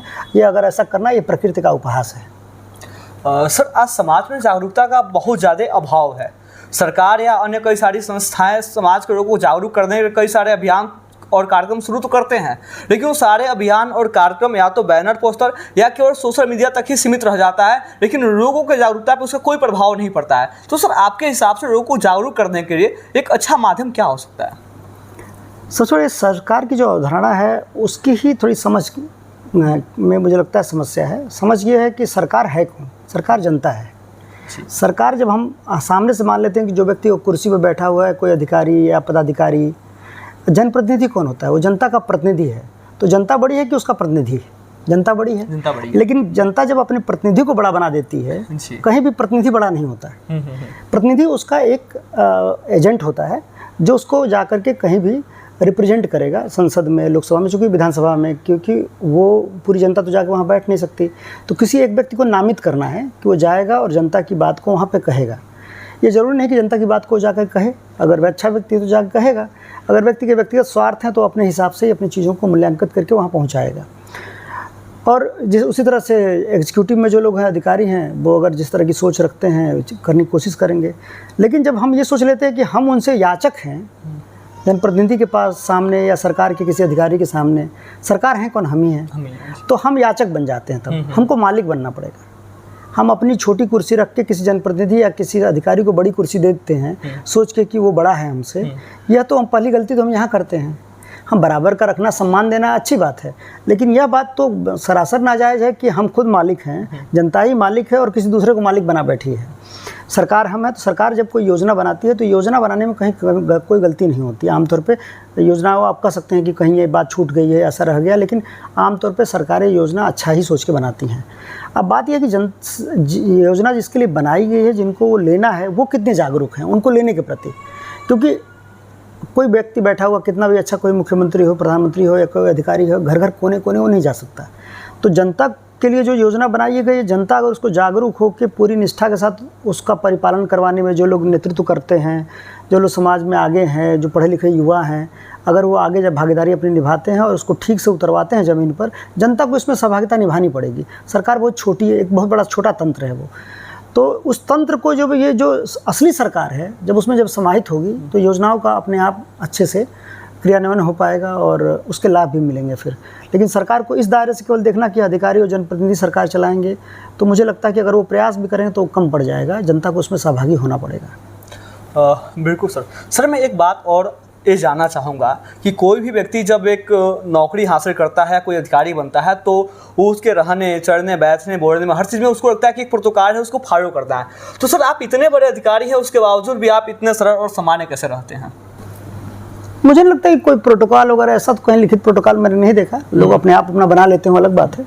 क्योंकि हमने तो ये सोचा मेरा गांव है, ये मेरा घर है, तो मैं अपने घर आया हूँ, तो घर पे तो किसी का भाई हूँ, किसी का चाचा हूँ, किसी का दोस्त हूँ, किसी का चाचा लगूंगा, किसी का बेटा लगूंगा। तो इस तरह के रिश्ते हमारे हैं। तो इसमें कोई प्रोटोकॉल की बात तो करना मूर्खता है। यहाँ पे भी हम जिंदगी अगर आसानी से न उस तरह से न जिए जैसे जीवन होता है, तो मतलब इसके लिए किसी अलग सोच की ज़रूरत नहीं होती है। हमारी सोच ऐसी है, हम अपने आप जी जाते हैं, हमको इसके लिए कोई कोशिश करने की ज़रूरत नहीं है। मुझे लगता है हर आदमी को ऐसा ही करता होगा, हर आदमी अपने हिसाब से। अगर कोई सोचता है कि इसका कोई प्रोटोकॉल होता है, तो मुझे लगता है कि ये एक भ्रम है। कोई भ्रम नहीं होता। परिवार में, घर में अपने जीने का कोई भ्रम नहीं होता। हाँ, कुछ प्रोटोकॉल आप जब अपने कार्य क्षेत्र में होते हैं तो ऐसा होता है कि आपको कुछ नीति नियम हैं कि आप कौन सी बातें कर सकते हैं, कौन सी बातें नहीं कर सकते हैं। सरकार में अपने आप भी गोपनीयता की शपथ लेते हैं, तो कई बातें सरकार की जो कहनी होती है वही कहना होता है सर, क्योंकि सरकार को आप रिप्रेजेंट करते हैं। तो वहाँ की एक अपनी ज़रूरत होती है। या हम परिवार को रिप्रेजेंट करते हैं तो वहाँ हमारी ज़रूरत अलग है। एक शिक्षित व्यक्ति को रिप्रेजेंट करते हैं तो उसकी भी एक भूमिका होती है। तो वो भूमिका बस होती है, इसमें कोई प्रोटोकॉल जैसी बात नहीं है। सर, जैसा कि अपना जो क्षेत्र है एक ग्रामीण परिवेश सर, बहुत पीछा क्षेत्र है, तो सर इसको आगे बढ़ाने के लिए यहाँ के जो लोग हैं, जो जनप्रतिनिधि हैं या फिर जो सामाजिक लोग हैं, उनको किस रूप में प्रयास करना चाहिए? देखिए, प्रयास तो सारा कुछ अपने सपने से है कि आप क्या सोच के सार्वजनिक जीवन में आए हैं जी। प्रयास अलग से कोई थोप नहीं सकता। देखिए, जो चीज़ें लेके आप खड़े हुए, क्या आखिर आपको सार्वजनिक चीज़, जैसे मैं एक अधिकारी बना तो कौन सी चीज़ मुझे अधिकारी बनवाई? आप पत्रकार बने तो कौन ऐसी चीज़ है जिसने आपका ड्राइविंग फोर्स रहा जो आपको यहाँ तक लेके आया? उसी तरह से कोई जनप्रतिनिधि या कोई जनसेवक है या किसी भी फील्ड में वैज्ञानिक ही है, तो कुछ ना कुछ उसके दिमाग में सोच होगा जिसने आग भरी होगी उसको उस क्षेत्र में जाने के लिए। तो ये आग बाद में नहीं भरी जा सकती। आप क्या सोच के इसमें आए हैं वही आप करेंगे। इसको दुनिया का कोई ताकत थोड़ा दबाव दे करके आप छुपा के, या तो छुपा करेगा या तो ऐसे करेगा। जैसे आपका हमारा बच्चा पढ़ता है बाहर, हम दबाव देंगे उस पर तो बहुत करेगा, हमारे सामने आएगा, बैठ के पढ़ने लगेगा। लेकिन अगर प्रेरणा है तो अपने आप बैठेगा तो पढ़ेगा। ठीक है, तो प्रेरणा बहुत बड़ी चीज़ होती है। और प्रेरणा जो होती है, आत्म प्रेरणा से बड़ी कोई प्रेरणा नहीं होती है। तो वो आत्म प्रेरणा आती कहाँ से? आपके शौक और आपके अपने आप से उम्मीदें क्या है आपको, वो होती है। तो उसमें सारा दरा दो तीन चीज़, आपकी इच्छा अगर है, आपको ज्ञान कम है, तो आप ज्ञानी लोगों को अपने आसपास इकट्ठा कर लेंगे। जैसे मान लीजिए कोई विद्यालय आपको खोलना है और आपको विज्ञान का ज्ञान नहीं है, लेकिन आपको ये है कि अच्छा विज्ञान में लोग काम करें, तो आप वैज्ञानिक विचारधारा रखने वाले लोगों से सलाह लेना शुरू कर देंगे, अच्छे लोगों से, तो काम हो जाता है। बार बार कहते हैं इंटेंट महत्वपूर्ण होता है, कंटेंट महत्वपूर्ण नहीं होता है। अगर आपके पास इंटेंट हो तो कंटेंट वाले लोगों को आप ढूंढ लाते हैं और काम कराते हैं। अपने देश में भी आप देखेंगे बड़े बड़े लाल शास्त्री जी थे, तमाम लोग, वाजपेयी जी थे, आज भी जो लोग भी नेतृत्व कर रहे हैं, हमारे प्रधानमंत्री आज भी हैं। तो जो लोग भी काम करते हैं, क्या ऐसा नहीं कि एक आदमी के विचार काम करता है। वो लोग क्या करते हैं, अपने आसपास जो उस अलग अलग क्षेत्र के एक्सपर्ट लोग होते हैं उनको लेके आते हैं, जिसकी जैसी विचारधारा होती है उस तरह की योजना बनवाते हैं, फिर इम्प्लीमेंट करते हैं। तो ये चीज़ तो विमर्श का विषय है। नेतृत्व, जब आपके अंदर नेतृत्व का गुण है तो आप विमर्श से समाधान ढूंढ लेते हैं। तो क्या विमर्श करने के लिए व्यक्ति तैयार है? क्या खुला है कोई व्यक्ति? जो व्यक्ति समाज में लीड करना चाहता है तो जब विमर्श करेगा 4-10 युवाओं को अच्छे लोगों से, किस फील्ड में आप काम करवा लीजिए, पंचायती क्षेत्र में सुधार की बात करनी है तो पंचायत में बहुत से ऐसे लोग हैं, पंचायत को जानते समझते हैं, उसकी प्रैक्टिकल चीज़ों को भी समझते हैं, उसके कानूनी पक्ष को भी समझते हैं, तो उनके साथ बैठ के विचार करेगा व्यक्ति तो उससे संबंधित नीति निर्धारण कर सकता है। जैसे हमारा भाटपरानी शहर है, अभी भाटपरानी शहर में भी बहुत समस्याएं हैं, जैसे सड़कें आसपास के फैल रहा है शहर, लेकिन सड़कें बहुत पतली पतली हैं। कल की डेट में एक एक घर में 2-2 3-3 4-4 गाड़ियां होंगी, सड़कें कैसी जाएंगे, लोग कैसे जाएंगे, सबके सपने हैं गाड़ी खरीदने के, कल होंगे ही होंगे। तो जब होंगे तो सपना देखना तो कोई पाप है नहीं, हर आदमी गाड़ी खरीदेगा, लेकिन क्या आज के नीति निर्धारक लोग, नेतृत्व करने वाले लोग ये सोच पा रहे हैं कि कल ये गाड़ियाँ किस सड़क से जाएंगी, क्या 10 फुट की सड़क से जाएंगी, नहीं जाएंगी। तो उसको आज सोच के बैठना पड़ेगा ये, लेकिन ये विचार में पहले आना चाहिए, या विचार में आएगा तब होगा। तो विचार में आना ही नेतृत्व की सबसे बड़ी जरूरत है, इसको नेतृत्व करते हैं जिसके पास विचार हो जी। ठीक है, तो इस पर सोचना हो, मुझे लगता है कि जितने भी जनप्रतिनिधि हैं कुछ ना कुछ तो प्रेरणा लेके आए होंगे, और जो लोग बनना चाहते हैं वो भी कुछ प्रेरणा लेके आए होंगे। अब ये समाज को उन पर दबाव बना के रखना पड़ेगा कि भाई आपने जो बात कही थी, या मुद्दा आधारित उनसे मांग करे कि इन मुद्दाओं, ये मुद्दे पूरे होंगे, हमारे ये विचार हैं, ये हम चाहते हैं, अगर आप नेतृत्व करने लायक है तो आइए। ये दबाव तो जनता को बनाना पड़ेगा, कोई भी जनप्रतिनिधि आज है या कल होगा। अगर आप दबाव बना के नहीं रखेंगे और अपनी सोच को क्या चाहते हैं आप उनसे ये नहीं बताएंगे, या तो कोई सपने वाला व्यक्ति जो खुद सपना रखता हो, कम से कम अच्छी सोच रखता हो, भले ज्ञानी ना हो लेकिन अच्छी सोच रखता हो, वो ऐसे लोगों को आगे लाना पड़ेगा। और जो लोग भी ऐसे आगे आए उनको समर्थन भी देना पड़ेगा, और जो लोग न करते हैं उनको सही रास्ते पर भी लाना पड़ेगा। ये तो जनता का काम है, और लोकतंत्र में ये इसी तरह की व्यवस्था बनाई भी गई है। बिल्कुल सर। सर मैं ये जानना चाहूँगा कि आज जिस प्रकार से सरकार नारी शक्ति को मजबूत करने के लिए महिला सशक्तिकरण नामक अभियान शुरू की है, तो सर आप इस अभियान को किस रूप में देखते हैं? देखिए, महिला सशक्तिकरण तो पहले परिवार से शुरू होगा। सरकार तो अपने लेवल पर परिवार प्रयास करती है, वो सरकार का काम है कि वो उन चीज़ों का अवलोकन करे, देखे, डेटा करे, निकाले, सर्वे करे, देखे जहाँ क्षतियाँ रह जाएँ उसके लिए सरकार अपने प्रयास करे। लेकिन मैं बार बार एक चीज़ कहता हूँ, सरकार एक हाथ है जो कि आपके प्रतिनिधि के रूप में काम कर रही है। जब आप उसको स्वीकारेंगे और अपनी ताकत देंगे तभी ये पूरा होगा।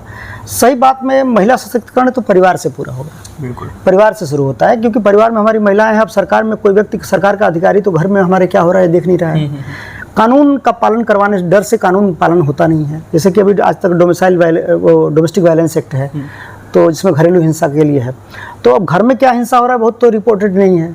हमको खुद संवेदनशील बनना पड़ेगा, वो हिंसा हो ही ना, क्योंकि कानून मानने का विषय है, कानून पालन करवाने का विषय नहीं है। तो वो तो इसलिए बनाया गया कि एक आध घटना ऐसा हो जिसमें कि एग्जाम्पल के तौर पर सरकार एक्ट कर दे, तो जिससे बाकी लोग उसका पालन करें, इसके लिए है। घर घर में तो सरकार नहीं बैठ सकती। तो मुझे लगता है ये चीज़ कि पहले हम घर में करें। और जैसे कि अभी आजकल क्या है कि जैसे मैं बता रहा हूँ कि लड़कियाँ जैसे हमारे घर में हैं, औरतें, अब शुरू से हमारे घर में बचपन से ही लड़कियाँ हैं, उनको जब तक वो नौजवान होती हैं, मतलब 20-22 साल की हो, 23 साल की होती हैं, तब तक उनके अच्छा दिखने, कहाँ उनकी शादी होगी, इसी पर हम बात करते रहते हैं। हमको इसको सोच को बदलना पड़ेगा। हमको सोचना होगा जैसा ईश्वर ने बना दिया उनको, जो भी उनको रूप रंग डिज़ाइन, जो भी नक्शा उनको चेहरे का, शरीर का कद जो भी दे दिया, वो तो प्राकृतिक तौर पे होना है। खान पान अच्छा रहेगा उनका तो उनका दिमाग और शरीर विकसित होगा। ये एक बेसिक चीज़ है जो होना है। अब बात यह है कि उनके दिमाग का निर्माण बहुत ज़रूरी है। हम ये सोचते हैं कि हमेशा उनकी शादी करने के विषय पर भी हम कहाँ परिवार में देख रहे हैं लड़की कितनी सुंदर दिख रही है, इसी विषय पर हम दिन भर अगर काम करते रहें तो जो 2 महीने का काम है, 1 महीने का काम है, जब शादी होगा तो हो जाएगा। असली चीज़ है उसके दिमाग का निर्माण करना, जिस पर हम फोकस नहीं कर रहे हैं। और देश की अगर आधी आबादी केवल इसी व्यवस्था में लग जाए कि लड़की की शादी करनी है इसलिए वो खूबसूरत दिखे, अच्छी दिखे, किस घर में शादी करनी है, इसी विचार पर, तो लड़की केवल शादी करने की विषय वस्तु नहीं है कोई। ठीक है, लड़की एक अपने आप में एक जीवन है, औरत एक जीवन है। तो एक जीवन को जिस तरह से एक पुरुष के जीवन को हम उसके दिमाग, उसके शरीर, सारे जितने भी शरीर उसके कोण हैं उसके व्यक्तित्व के, सबको हम परिमार्जित करने की कोशिश करते हैं। उसी तरह से एक औरत को भी वो अवसर देना पड़ेगा, उस तरह से देखना पड़ेगा। इसका दिमाग बनाना है, ईश्वर खिलाना पिलाना है, जिससे कि उसके हिसाब से जिस तरह से उसका पोषण पूरा हो और उसका नैसर्गिक रूप में जो भी उसके अंदर बनावट है उसके हिसाब से उसका शरीर विकसित हो। तो उस पर हमको फोकस करना है। अब इस पर केवल फोकस करें हम कि आईने के सामने खड़ा करके दिन भर उसके खूबसूरती देखें, ये चीज़ देखें, ऐसा बनाए उसको उसकी शादी हो सके, एक बहुत छोटा चीज़ है ये। हम अक्सर क्या करते हैं ग्रामीण परिवेश में, हम लड़कियों को शादी के लिए तैयार करते रहते हैं, उनको जीवन के लिए तैयार करना है। और जीवन के लिए तैयार करने के लिए उनके दिमाग में बहुत ज़्यादा निवेश करना पड़ेगा। बिल्कुल, और ये मौके देने पड़ेंगे। बिल्कुल सर। सर मैं अब ये जानना चाहूँगा कि सर आपका जो विद्यार्थी जीवन रहा वो कहाँ से शुरू हुआ, आपने पढ़ाई कहाँ से शुरू किया और आप इतने बड़े अधिकारी बनने तक किन किन चुनौतियों का सामना किया? देखिए, चुनौती तो जो भी छात्र है, सब ग्रामीण परिवेश में जो चुनौतियां होती हैं सबको होती हैं। कुछ संसाधन के अभाव होते हैं, कुछ परिवेश में प्रेरणा की कमी होती है, कभी कभी ऐसा भी होता है हतोत्साहित भी लोग करते हैं। कुछ आपको बहुत सामने उदाहरण नहीं मिलेंगे जिनको देख करके बहुत ढेर सारी प्रेरणा उस समय थी नहीं, लेकिन फिर भी इतना तो जरूर था कि भाटपा रानी में एक पठन पाठन का माहौल था। भाटपा रानी को लोग उस समय मानते थे कि एक शिक्षा का पूर्वांचल का एक बहुत बड़ा केंद्र है। हर घर घर में ऐसी स्थिति होती थी कि लॉज इतने ढेर सारे थे, बिहार के बच्चे तक आते थे यहाँ पे। भाटपा रानी में शिक्षा के सिवा कोई बात ही नहीं होती थी। भाटपा का सारा व्यवसाय भी शिक्षा पर केंद्रित था। तो परिवेश इस तरह का था। हमारे गाँव में भी कम से कम मुझे लगता है कि 30-40 बच्चे किराए पर रहते थे उस समय।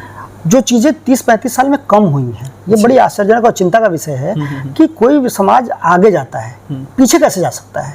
लेकिन 20-25 सालों में मैंने देखा अपना समाज पढ़ाई के मामले में, शिक्षा के मामले में पीछे गया है। सर, जब आप विद्यार्थी थे और उस समय जो भाटपा रानी था और आज भाटपा रानी को आप देखते हैं, तो क्या अंतर है इसमें? हाँ, अंतर है। जब भी हम लोग बैठते तो कहीं कौन सी डिग्री लेनी है, क्या पढ़ना है, किस विषय पर चर्चा करनी है, कौन सी गोष्ठी होगी, वाद विवाद होगा। बिहार के लड़के आते थे, हमने कभी नहीं सोचा कि बिहार का लड़का किस जाति का है, किस धर्म का है, किस प्रदेश का है। हम साथ बैठते थे, उठते थे। हमारे गांव पे भी लोग आते थे, हम वहाँ जाते थे, उनके क्वार्टर पे जाके उनके कमरों में बैठ करके हम लोग खाना खाते थे। यह सारा परिवेश टूट गया है। परिवेश टूट गया। यह परिवेश जो है दूसरी चीज़ों पर केंद्रित हो गया। आप देखिए, आज के डेट में भाटपा रानी एक ऐसा शहर नहीं है जहाँ कोई उद्योग है। यहाँ लोग, जो मार्केट है, लोगों की डिमांड पर निर्भर करता था। तो ये जो छात्र आते थे तो भाटपा को व्यावसायिक गतिविधि भी देते थे। शैक्षणिक गतिविधि से व्यावसायिक गतिविधि यहाँ का केंद्रित था। और वो शिक्षा प्रसारित होकर आसपास के गाँव में भी जाती थी। तो गाँव के लड़कों को प्रेरणा मिलता था कि हमको पढ़ना है। आज का परिवेश एकदम बदल चुका है। शिक्षा का स्तर गिरा है। सामाजिक जो ताना बाना था वो भी टूटा है काफ़ी हद तक। इस तरह की जातिवाद की बातें भी कभी नहीं हुआ करती थी। मैंने कभी भी, हम लोग समय में भी छात्र की राजनीति भी होती थी, तो छात्र राजनीति कभी बहुत ज़्यादा थोड़ी बहुत बातें तब भी होती थी, लेकिन इस तरह से जातिगत शिकंजे नहीं बटे थे। लोग के संबंध हर जातियों में थे, दोस्त होते थे लोगों के। और लोग अपने अपने कोर ग्रुप बना था लोगों का कि ये कोर ग्रुप है, पढ़ने वाला मैथमेटिक्स के छात्र अच्छे हैं तो ये फिजिक्स के अच्छे छात्र हैं, ये केमिस्ट्री के अच्छे छात्र हैं। कला वर्ग में भी लोग छात्र थे, अच्छे अच्छे वक्ता हुआ करते थे उस समय। छात्र संघ की राजनीति का भी एक अलग स्तर था। तो ये सारी चीज़ें थी। तो वो उन परिस्थितियों के बीच में हम लोग निकले तो एक परिवेश तो था। थोड़ा सी व्यवस्था की कमी, संसाधन कमी लोगों के पास रही हो, लेकिन जब हम बढ़ के जब आगे गए तो उस समय भी यहाँ प्रोग्राम था, तरह तरह के प्रोग्राम होते थे, बाहर के लोग भी आते थे। वो परिवेश टूटा है और मुझे लगता है कि अब धीरे धीरे उसको समेटने की, फिर से उसको पुनर्विचार की जरूरत है, तब जाके पुनर्जीवन मिलेगा उसको। तो पुनर्विचार करने के लिए खुल के युवाओं को आगे आना होगा। ये सोच करके कोई दूसरा आके ठीक करेगा इसको, या जो लोग समय जिनका बीत चुका है वो आके करेंगे। हो सकता है वो अपने हित और अहित के हिसाब से चीज़ों का मूल्यांकन करें और उसी दिशा में चीज़ों को लेके जाएं। लेकिन युवाओं को, जिनका भविष्य और जिनके कंधे पर समाज का भविष्य टिका हुआ है, उनको सामने आकर के करना होगा। फिर से समाज की एकता, शैक्षणिक माहौल को बनाने का काम ये सब करना पड़ेगा, नहीं तो अपना भाटपा रानी पीछे की दिशा में जाएगा। बिल्कुल बिल्कुल सर। सर, आप जब भाटपा रानी में विद्यार्थी थे उस समय का कोई किस्सा जो आप साझा करना चाहें? हाँ, किस्सा तो कुछ ऐसा है जैसे कि हम लोग, मैं क्रिकेट वगैरह खेला करता, मेरे दोस्त आते थे और क्रिकेट खेलने के लिए मैं अक्सर निकल जाया करता था। क्लास पूरा होता था तो कोई आता था दोस्त, तो बाइक से बैठा करके मुझके लिए ले जाता तो क्रिकेट में खेला करता था। कई बार पकड़ा जाता था घर पे जी, तो शाम को तो डांट उट पड़ती थी, कभी कभी तो डंडे वंडे भी पड़ते थे। तो चलता था, लेकिन धीरे धीरे करके गए तो हमारे टीचर हुआ करते थे उसमें, डॉक्टर रमेश मणि त्रिपाठी साहब। तो उनको पता चला कि मैंने बीएससी में एडमिशन लिया, तो उन्होंने बहुत डांटा मुझे, कहा कि दिन भर क्रिकेट खेलते हो, तुम साइंस कैसे पढ़ोगे। तो डांटे। फिर उसके बाद से 2-3 दिन तक खड़ा रखा मुझे क्लास में। मैं गया तो बड़ी बेइज्जती मेरी करवाई। फिर मुझे ये हुआ कि मैं सर को अपने करके दिखाऊंगा। मैंने करा। फिर बाद में फिर उनका मैं फेवरेट विद्यार्थी भी बना। अरे वाह। फिर काफ़ी हद तक चीज़ें हुई अच्छी। और मेरे गुरु जो भी थे प्राथमिक से लेके ऊपर तक, उस समय का कुछ परिवेश ऐसा था कि छात्र और गुरु के बीच में बहुत दूरियां नहीं हुआ करती थी। समद आलम हमारे मठ साहब हमारे गुरुजी थे, इंग्लिश पढ़ाते थे वो। तो एक टीचर से एक बार कभी भी बहस हो गया तो उन्होंने बोला कि भाई चाहे जितना भी कर लो, मेरा चेला ही सबसे अच्छा अंग्रेजी में नंबर लाएगा। तो मैं जब नंबर लाया तो सबको बताया, देखो मेरा चेला सबसे अच्छा नंबर लाया। तो इस तरह के उस समय टीचर भी थे जो कि हमको, एक टीचर ने मारा तो मैं एक बार चक्कर खा के गिर भी गया था। तो हाई स्कूल परीक्षा में जाड़े के सीजन में गया था, तो उन्होंने मारा, मैं चक्कर खा के गिर गया। फिर उनको हुआ कि पता नहीं क्या हो गया, फिर अंदर ले गए, फिर खिलाए उलाए हमको और मालिश वालिश भी मेरा खुद किया, मैं ठीक हो गया। फिर उसके बाद से उन्होंने काफ़ी विशेष मेरे पर ध्यान देने लगा, कहा कमज़ोर हो। तो उस समय इस तरह के गुरु और शिष्य का संबंध था, मुझे नहीं लगता कि कल्पना से बाहर है। पता नहीं आज के डेट में क्या होता है क्या नहीं होता है। तो इस तरह की चीज़ें हैं। वो बालपन जो जिसका जैसे सबका बीता वैसे मेरा भी बीता, लेकिन गुरु मुझे अच्छे मिले और उनकी प्रेरणा से मैं जो कुछ भी कर पाया। पिता से मेरे लिखते मतलब नियमित रूप अंतराल पे संवाद होता था उनका। हमारे सीनियर्स भी घर चले आते थे डांटने के लिए। वो परिवेश अब नहीं है। हालांकि संसाधन और जानकारी उस समय नहीं थी कि नौकरी में क्या करना चाहिए क्या नहीं करना चाहिए, लेकिन जो भी प्रेरणा मिली उसमें इन सब चीज़ों का मुझे अभाव कभी नहीं हुआ कि मेरा कोई सीनियर मुझे नहीं मिला या मेरा गुरु अच्छा नहीं मिला, ये नहीं रहा। शैक्षणिक माहौल भी भाटपार में खूब था। भाटपार के अंदर आप प्रवेश करिए तो कोई ना कोई पढ़ता हुआ दिखता था। अगर कोई दुकान भी आज जैसे जहाँ दुकान खुला हुआ किसी का दरवाजा खुला होता तो कोई बच्चा अंदर पढ़ रहा होता था। भाटपार में ऐसा लगता था कि पढ़ने की दुनिया है भाटपार, जो बदल गया है। और मैं आज कहूँ तो आज की तुलना में कम से कम 100% की गिरावट आई है। मतलब 100 गुना की, 100% नहीं 100 गुना की, 100 गुना की गिरावट आई है।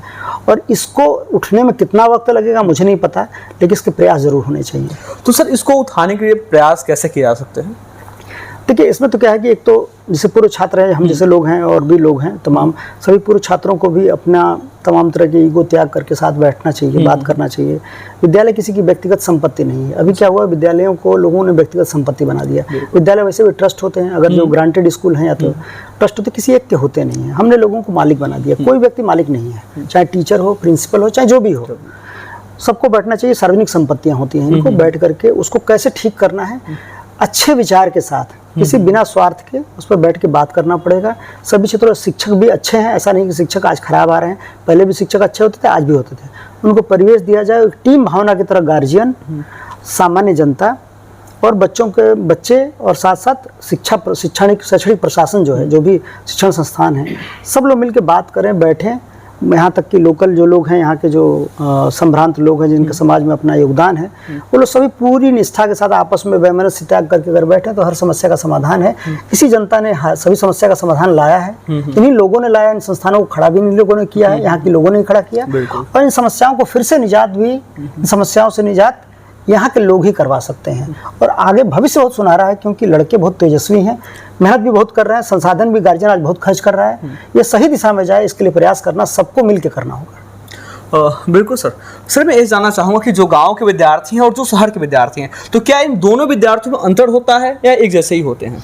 अंतर कुछ नहीं होता, आत्मविश्वास का बस अंतर है। गाँव का विद्यार्थी थोड़ा डरता है, उसके संसाधन कम होते हैं, कल फेल हो जाएगा तो उस पर ताना खाने का डर होता है उसको। शहर के विद्यार्थी, शहर में क्या होता है, आसपास किसी से कोई परिचय नहीं विशेषकर होता है, कम लोगों से परिचय होता है, और वहाँ एक दूसरे के लोग समझते भी हैं एक दूसरे की तकलीफ, क्योंकि उनका बच्चा भी उससे गुजरा होता है। गाँव में क्या होता है, कोई फेल होकर आता है तो यहाँ पे ऐसा लगता है जैसे कोई अपराध करके आ गया। कोशिश को नहीं सराहा जाता है, गाँव में रिजल्ट को सराहा जाता है ज़्यादातर। तो कोशिश को सराहना चाहिए, क्योंकि ऐसे परिवेश से कोई व्यक्ति अगर ऊंची उड़ान का अगर उसने साहस रखा है तो भी बहुत बड़ी बात है। अगर सराहेंगे कोशिश को तो बाकी लोग भी कोशिश करेंगे। तो ज़्यादा लोग कोशिश करेंगे तो ज़्यादा सफलता का रेशियो भी होगा। यही एक अंतर है। आत्मबल आदमी का कमज़ोर हो जाता है ऐसे परिवेश में। आत्मबल बढ़ाए रखिए। बच्चों में बहुत प्रतिभा है, जो शहर में आज हैं वो कल गाँव से ही गए थे, इसलिए इन दोनों में कोई विशेष अंतर नहीं है। केवल अंतर इसी उत्साह और प्रेरणा का है। यह उत्साह और प्रेरणा उनका बना रहे, इसके लिए हम सबको काम करना पड़ेगा अपने अपने स्तर से। बिल्कुल सर। वो युवा जो आर्थिक रूप से बहुत ज़्यादा कमज़ोर है, वो अपने भविष्य के बेहतर के लिए वो अपनी तैयारी कैसे करे इस आर्थिक समस्या का सामना करते हुए? देखिए, आर्थिक समस्या आजकल तो जैसे इंटरनेट का युग है, आजकल आपको कोचिंग करने के लिए भी बहुत जाने की जरूरत नहीं है जी। अब तो AI का ज़माना आ गया, तो आपके सारे प्रश्नों का जवाब भी आपका मोबाइल ही देता है। लेकिन आप मोबाइल में रील देखने और जो गैर जरूरी सूचना है उसको लेने की जगह पर अगर इसी संसाधन का उपयोग हम सकारात्मक तौर पर करें तो मुझे लगता है अब आर्थिक विपन्नता कम बाधा बनेगी पहले की तुलना में। क्योंकि पहले क्या होता था, आपको चल के जाना पड़ता था किसी शहर में, तो रहने का खर्च, कोचिंग का खर्च, तमाम टीचर को हायर करने का खर्च। आज वो खर्च का दायरा घट गया है। तमाम तरह के इस तरह के शिक्षक हैं जो ऑनलाइन पढ़ाते हैं आज के डेट में, पैसे भी नहीं लेते, उनके रील्स पढ़े हुए हैं, वीडियोस पढ़े हुए हैं, किताबें, कोई भी सूचना ढूंढिए AI पे टूल जो है, क्वेश्चन डालिए, AI पे सर्च करके वो दे देता है आपको। और आसपास के जो सीनियर्स हैं तमाम, तो आपके अंदर अगर उत्साह है और जिद है कि मुझे करना है, अच्छा करना है, बेहतर करना है, और आप पवित्रता के भाव से कर, किसी को दिखाने के लिए नहीं करना है, स्वयं के लिए करना है, तो आप कर डालेंगे। आज कोई आर्थिक बाधा बहुत बड़ी बाधा आज के नहीं, सबसे छोटी बाधा मुझे लगता है। सबसे बड़ी बाधा अगर कुछ है तो वो है आपका आत्मबल का खड़ा होना। अगर आत्मबल खड़ा हो गया तो बाकी बाधा बहुत कमजोर रह जाती है फिर उसके सामने। सर मैं जब आ रहा था तो उस आने से पहले मैं आपके बारे में थोड़ा जानने का प्रयास कर रहा था, तो मैं आपका ट्विटर चेक कर रहा था, तो वहाँ पता चला कि आप एक कवि और लेखक भी हैं। तो सर क्या आपने कभी किसी विषय पर लेखन कार्य किया है? देखिए हम लोग क्या है कि छात्र जीवन से ही जब यहीं पे था मैं, भाटपर से ग्रेजुएशन कर रहा था, उसी समय से मैं लिखना पढ़ना शुरू किया था। और ग्रेजुएशन क्या इंटरमीडिएट फाइनल से ही मैंने थोड़ा बहुत लिखना शुरू किया। जब मन में जो विचार आते थे किसी से नहीं कह पाओ तो स्वयं से बातें कर लो। बिल्कुल बिल्कुल। तो स्वयं से बातें कर लिया करता था। तो उसी दौरान थोड़ा बहुत लिखने का प्रयास किया। तो एक आध कभी कभी कोई प्रोग्राम भी होता था, जैसे यूनिवर्सिटी में प्रोग्राम हुआ तो उस दौरान मैं एंकर था वहाँ पे, तो एंकरिंग करता था, तो उसमें भी कभी कभी करने का, तो ऐसे ही कभी कभी थोड़ा बहुत कर लिया करता हूँ, बाकी कोई विशेष नहीं। सर आप अपने स्वरचित किसी कविता को सुनाना चाहेंगे? स्वरचित कविता मुझे बहुत याद तो नहीं है, लेकिन 2-4 लाइन जो भी है मैं सुना सकता हूँ आपको। एक तो है कि हर आदमी के दिमाग और दिल में थोड़ी बहुत लड़ाई चलती रहती है। मन कहता है कि मैं स्वतंत्र रूप से जैसे जो मन में आता वैसे जीऊँ। मस्तिष्क कहता है कि भाई लोग नाराज़ हो जाएंगे और ऐसे कहना चाहिए, अच्छा है, ये बुरा है, तमाम तरह के विश्लेषण करके करता है मस्तिष्क। तो मन को हमेशा रोकता रहता है मस्तिष्क। तो इसी मन के और मस्तिष्क के बीच उहापोह क्यों, मैंने अपने शब्द दिए थे कि भाई लड़ाई, आंतरिक लड़ाई जो है मन और मस्तिष्क की, उस पर। तो कविता का शीर्षक मेरा था, मैं 4 लाइन मुझे याद है, अभी मैं सुना सकता हूँ आपको। दुविधा का आवरण। कभी वाणी मन का साथ नहीं देती तो कभी वातावरण, कभी वाणी मन का साथ नहीं देती तो कभी वातावरण, आखिर कब तक घुटता रहूँगा ओढ़े दुविधा का आवरण। आखिर कब तक सच्चाइयों से मुंह मोड़ व्यतीत करूँगा जीवन, आखिर कब तक दिमाग की ताकत से डर चुप रहेगा मन। हार गया हूँ हर पल के इस दिल और दिमाग की लड़ाई से, ऊब चुका हूँ इन बेवक्त जज्बातों की अंगड़ाई से। चाहे दिल जीते या दिमाग, हार हमेशा मेरी होती है। हसरतों को दबा सीने की गहराइयों में ये बेगुनाह आखिर होती हैं, ये बेगुनाह आखिर होती हैं। वाह, बहुत सुंदर सर। सर एक प्रश्न और मैं आपसे जानना चाहूँगा, क्योंकि वर्तमान परिदृश्य में जब विद्यार्थी स्कूल कॉलेजों में पढ़ने आते हैं तो उनके पास मोबाइल होता है और मोबाइल पे अनेकों प्लेटफॉर्म सोशल मीडिया चलाने के लिए होते हैं। तो सर आपके हिसाब से वह विद्यार्थी जो मोबाइल पे अनेक सोशल मीडिया प्लेटफॉर्म का उपयोग कर रहे हैं, और कुछ विद्यार्थी जो समझदार होते हैं उनको तो लगता है कि हाँ मैं यहाँ अपने पढ़ाई से संबंधित कुछ चीज़ों को सर्च करना चाहिए, उसको सीखना चाहिए, वो तो सीखते हैं। लेकिन बहुत सारे विद्यार्थी ऐसे हैं जो उस सोशल मीडिया का रील्स देखने में या अन्य किसी ऐसे कार्यों को देखने में संयुक्त करते हैं जो उनके भविष्य को गलत दिशा में प्रेरित करता है। तो सर आप उन विद्यार्थियों को क्या संदेश देना चाहेंगे? देखिए दुनिया भर में तमाम विकसित देश हैं, आयरलैंड, फिनलैंड जैसे स्टेट हैं, इन लोगों ने, चाइना ने भी अभी कुछ पॉलिसीज़ बनाए हैं, ऐसे स्क्रीन टाइम लिमिट किया है कि बच्चों का स्क्रीन टाइम कितना होना चाहिए। चूँकि भारत एक लोकतांत्रिक देश है, यहाँ हर चीज़ का थोड़ा सा राजनीतिक महत्व हो जाता है, इसलिए सरकारें भी निर्णय लेने में तमाम तरह की बातें सोचती हैं। तो मुझे लगता है कि पहले अगर हम आज के 10-15 साल पहले, 20 साल पहले सोचे तो मोबाइल बिना हमारा काम चलता था। घर में शायद एक फ़ोन भी लोगों के नहीं हुआ करता था, हमारा जीवन बड़ा आसान था।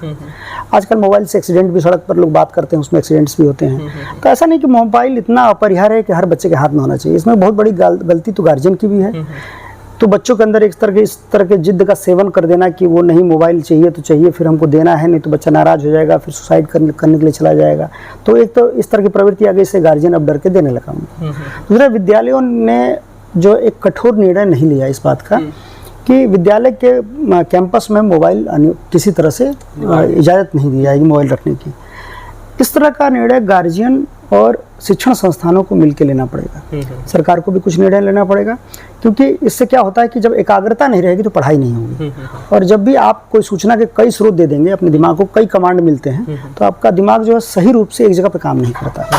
तो विद्यालयों को भी निर्णय लेने पड़ेंगे, संस्थानों को, लोगों को भी लेने पड़ेंगे, और अपने गार्जियन जो भी हैं, बच्चों के अभिभावक, उनको भी निर्णय लेना पड़ेगा कि विद्यालय के समय में या पढ़ाई के समय में मोबाइल की ज़रूरत नहीं है, और उनको मोबाइल रोकना पड़ेगा उनको। मुझे नहीं लगता कि मोबाइल रखना बच्चे के लिए कोई ज़रूरी चीज़ है। जिसे विद्यार्थी अधिकांश से बहाना भी बना लेते हैं कि ऑनलाइन क्लासेस चल रही हैं और ऑनलाइन क्लास का बहाना देके वो मोबाइल लेते हैं। ऑनलाइन क्लासेज, जैसे ऑनलाइन क्लासेज ऐसा तो नहीं क्लास के समय में होता है, ऐसा तो होता नहीं है। फिर दूसरी बात ये भी है कि जिन विद्यालयों ने ऑनलाइन, अब जैसे विद्यालय आजकल होमवर्क, मैं अपने बच्चों के साथ भी देखता हूँ कि होमवर्क क्या करते हैं कि वो मोबाइल पे देने लगे हैं, क्योंकि जब से कोविड के बाद, कोविड ने इसका रास्ता खोला।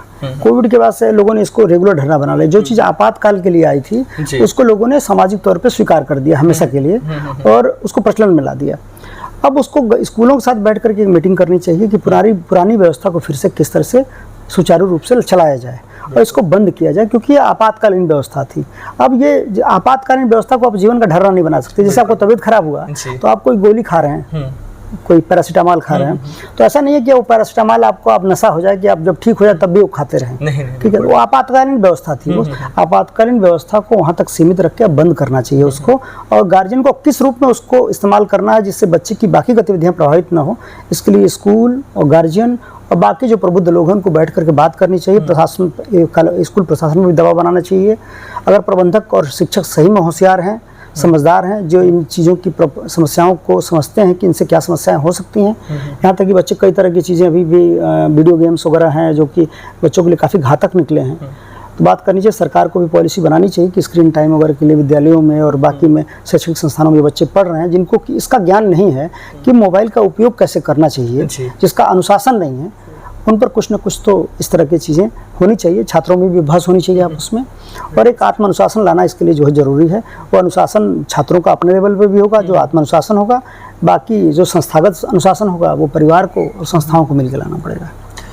बिल्कुल सर, एक प्रश्न और मैं आपसे जानना चाहूँगा, क्योंकि जब विद्यार्थी स्कूल और कॉलेजों में आते हैं उसमें एक ऐसा उम्र होता है जहाँ उनको लगने लगता है कि वो लड़का है तो लड़की के प्रति आकर्षण होने लगता है, लड़की है तो लड़के के प्रति आकर्षण होने लगता है। और कुछ विद्यार्थी तो थोड़ा सा समझदार होते हैं जो अपने आप को रोक लेते हैं, लेकिन बहुत सारे विद्यार्थी जो प्रेम प्रसंग में पड़ जाते हैं और उनको लगता है कि पढ़ाई से ज़्यादा महत्वपूर्ण प्रेम प्रसंग ही है। तो सर, आप वैसे विद्यार्थियों को क्या संदेश देना चाहेंगे?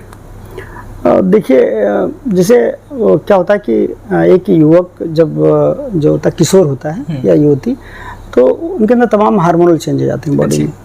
इसको हमको स्वीकार करना पड़ेगा। इसको पहली बात तो क्या है कि हम इसको एक बहुत पूर्वाग्रह से देखते हैं कि ये सब चीज़ें गलत हैं, इसके बारे में बात नहीं करनी चाहिए। ऐसा इसके बारे में बात अब करनी चाहिए हमको, मुझे लगता है, क्योंकि बहुत ये सामान्य दशा है। ऐसा नहीं कि कोई किसी का चरित्र उससे हनन होता है, ऐसा कुछ नहीं होता है। हार्मोनल चेंजेस की वजह से आकर्षण का उत्पन्न होना बहुत स्वाभाविक है। अब बात आता है कि इसको व्यवस्थित कैसे करा जाए।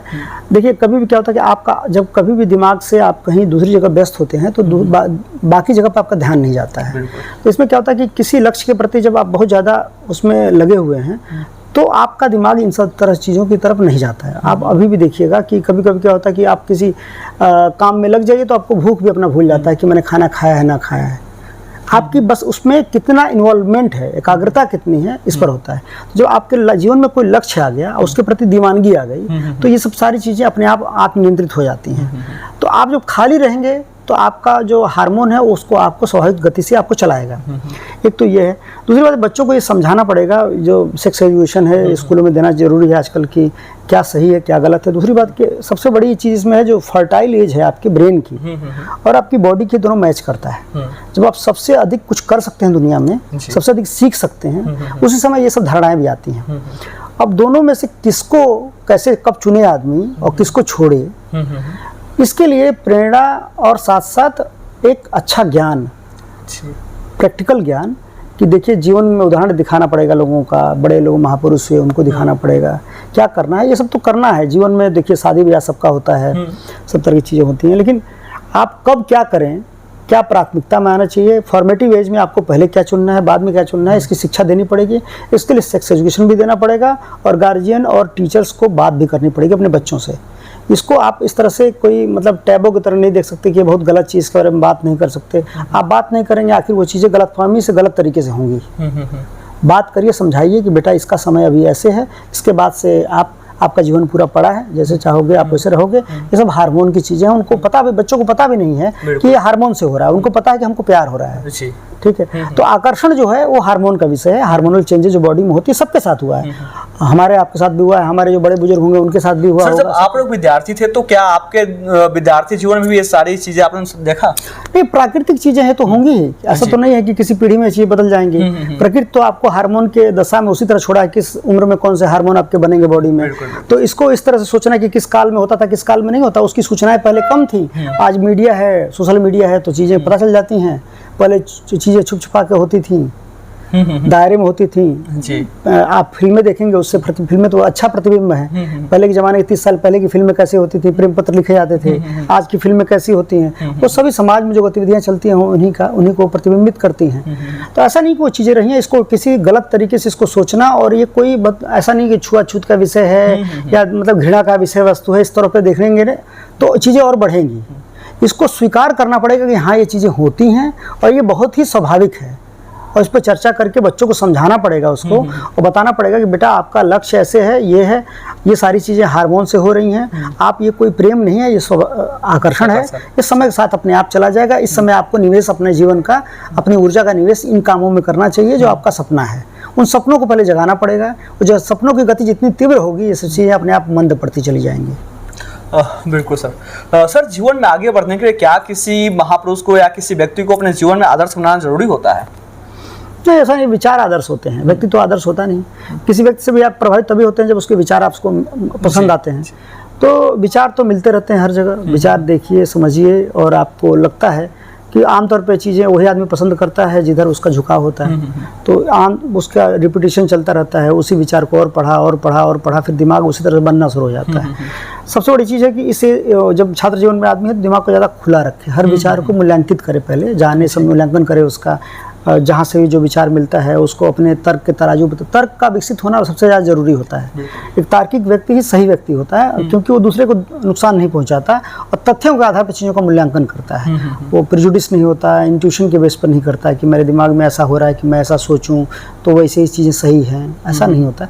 चीज़ों को होने दे, विरोध की चीज़ों को भी होने दे, पक्ष की चीज़ों को भी होने दे, दोनों को मूल्यांकित करे, अपने विचारों को परिमार्जन करे। मतलब कुल मिला जुला के इतनी बात है कि बस आप विचार मूल्यवान हैं। अब विचार किसी व्यक्ति से आते हैं, इस व्यक्ति से आते हैं तो भी जरूर ठीक है, वो भी विचार, और किसी व्यक्ति का पूरा विचार सही नहीं होता है। कोई व्यक्ति आपको समग्रता में अच्छा लगे ये जरूरी नहीं है। कभी कभी ऐसा होता है कि किसी को आप पसंद करने लगते हैं तो फिर उसका मूल्यांकन ही नहीं करते कि उस व्यक्ति का ये बात सही है कि गलत है। तो विचारों पर ध्यान देना चाहिए। व्यक्ति तो अपने आप में विचार के कारण ही पसंद आते हैं व्यक्ति। सर, अभी तक के आपके जीवन की सबसे बड़ी सफलता क्या रही? मेरी सफलता में अगर कहूँ तो मेरे आसपास के लोग अगर ये सोचने लगे कि मैं ये कर सकता हूँ तो मेरी यही सफलता है कि जैसे मेरे परिवार के लोग, मेरे आसपास के लोग जो मुझे पसंद करें या ना पसंद करें, अगर वो मेरे कुछ करने से अगर ये समझते हैं कि मैं कर सकता हूँ ये, ठीक है, और मैं कुछ भी ऐसा करता हूँ तो मैं इसको कोशिश करता हूँ कि मैं ऐसा करूँ कोई भी काम को जिससे कि समाज में कुछ सकारात्मक संदेश जाए, या कोई थोड़ा बहुत सीखना चाहे तो अच्छा सीखे, मेरे से बुरा ना सीखे, वैसे कोशिश करता हूँ। यही एक सफलता है देखिए, क्योंकि दिमाग पर प्रभाव डालना सबसे बड़ा प्रभाव है। आप कोई भौतिक चीज़ की रचना कर दें या कुछ ऐसी गतिविधि करें जिससे कि जो चमक धमक बढ़े, ये सब चीज़ बहुत क्षणिक होती हैं। प्रभाव मस्तिष्क का सबसे दूर होता है, दूरगामी होता है, क्योंकि आज तो उदाहरण है, स्वास्तिक जो है पहली बार नटराज की मूर्ति पहली बार सिंधु घाटी की सभ्यता के समय में आया, और आज भी है वो। इसका मतलब है सोच में जो चीज़ जाएगी वो सबसे लंबे समय तक जाएगी। तो मेरी कोशिश रहती है कि मैं कुछ ऐसा करूं जिससे कि किसी की सोच पर नकारात्मक प्रभाव न पड़े, कुछ सकारात्मक वो मुझसे सीख सके या प्रेरणा पा सके। नाराज भी हो तो भी कुछ ऐसा हो कि वो सीखे कि मैं इनको करके दिखाऊंगा तो भी ठीक, अच्छी बात है। मैं किसी को कोई चुनौती नहीं देता, मैं अपने लिए काम करता हूँ, ऐसा काम करने की कोशिश करता हूँ कि मैं खुश रहूँ, उसी में किसी का अगर और भला हो जाए, सीख जाए, कोई अच्छा सीख जाए तो अच्छी बात है। लोगों का सीखना ज़्यादा महत्वपूर्ण है, मेरे परिवार का भी सीखना और मेरे आसपास के जो लोग हैं उनका भी सकारात्मक सीखना, यही सबसे बड़ा प्रभाव है। बाकी कोई मतलब नहीं है बाकी सारी चीज़ों करने का। ये तो चीज़ें हैं, समय के साथ भौतिक चीज़ें तो छट जाती हैं अपने आप। बिल्कुल सर। सर, एक प्रश्न और मैं जानना चाहूँगा, जब विद्यार्थी तैयारी करते हैं तो क्या होता है कि एक विद्यार्थी उसके साथ जो है वो तैयारी में कुछ सफलता पा लेता है तो उसके मन में जलन होने लगता है दूसरे विद्यार्थी के प्रति, जो असफल हो जाता है उसके भी मन में जलन होता है जो सफल विद्यार्थी है उसके प्रति। तो सर, अपने इस जलन वाली भावना को कैसे दूर किया जाए?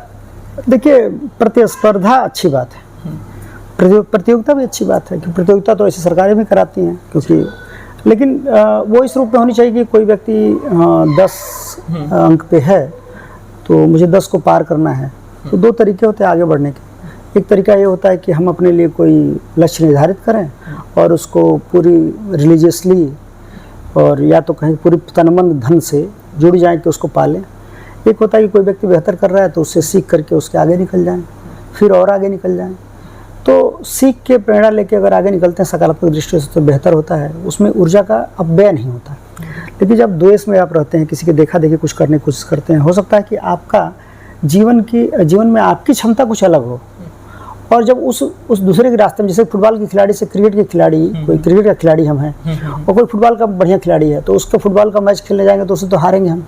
बिल्कुल ठीक है। तो सवाल ये होता है कि आप किस में माहिर हैं, आप क्या बेहतर कर सकते हैं, वो करें। द्वेष की भावना, जलन की भावना थोड़ी बहुत आती है लोगों के मन में, वो तो एक स्वाभाविक प्रतिक्रिया होती है समाज में, लेकिन उसको सकारात्मक मूल्य तभी दे सकते हैं हम जब ये सोचे कि हमारा स्ट्रेंथ क्या है और हम वो कर रहा है तो उससे प्रेरणा लेके उससे बेहतर कर जाए। अगर प्रतियोगिता को देख रहे हैं तो इसी रूप में देखा जाए तो ज़्यादा बढ़िया। जलन जैसा, ईर्ष्या जैसी चीज़ का कोई मूल्य नहीं, वो आपको खा जाती है। ईर्ष्या आपको जलाती है, स्वयं खत्म करती है, इसलिए ईर्ष्या का कोई मतलब नहीं। ईर्ष्या स्वाभाविक जरूर है, लेकिन आपको इसके लिए इसको मैनेज करना, इसको किस तरह से सकारात्मक मोड़ देना आना चाहिए, ये आपको सीखना पड़ेगा। बिल्कुल बिल्कुल सर, इस नमस्कार पूर्वांचल चैनल के माध्यम से आप युवा, समाज और विद्यार्थियों को क्या संदेश देना चाहेंगे? एक तो क्या है कि सबसे बड़ी बात जो है कि हर व्यक्ति इस दुनिया में आया है तो कुछ क्षमता लेकर के आया है, और कई बार लोग कहते हैं कि टैलेंट सब किसके पास ज़्यादा है, इसके पास कम है। कोई प्रतिभा का, एक सामान्य प्रतिभा सबको ईश्वर ने दिया है, प्रकृति ने दिया है। जो फ़र्क है वो हार्डवर्क का है।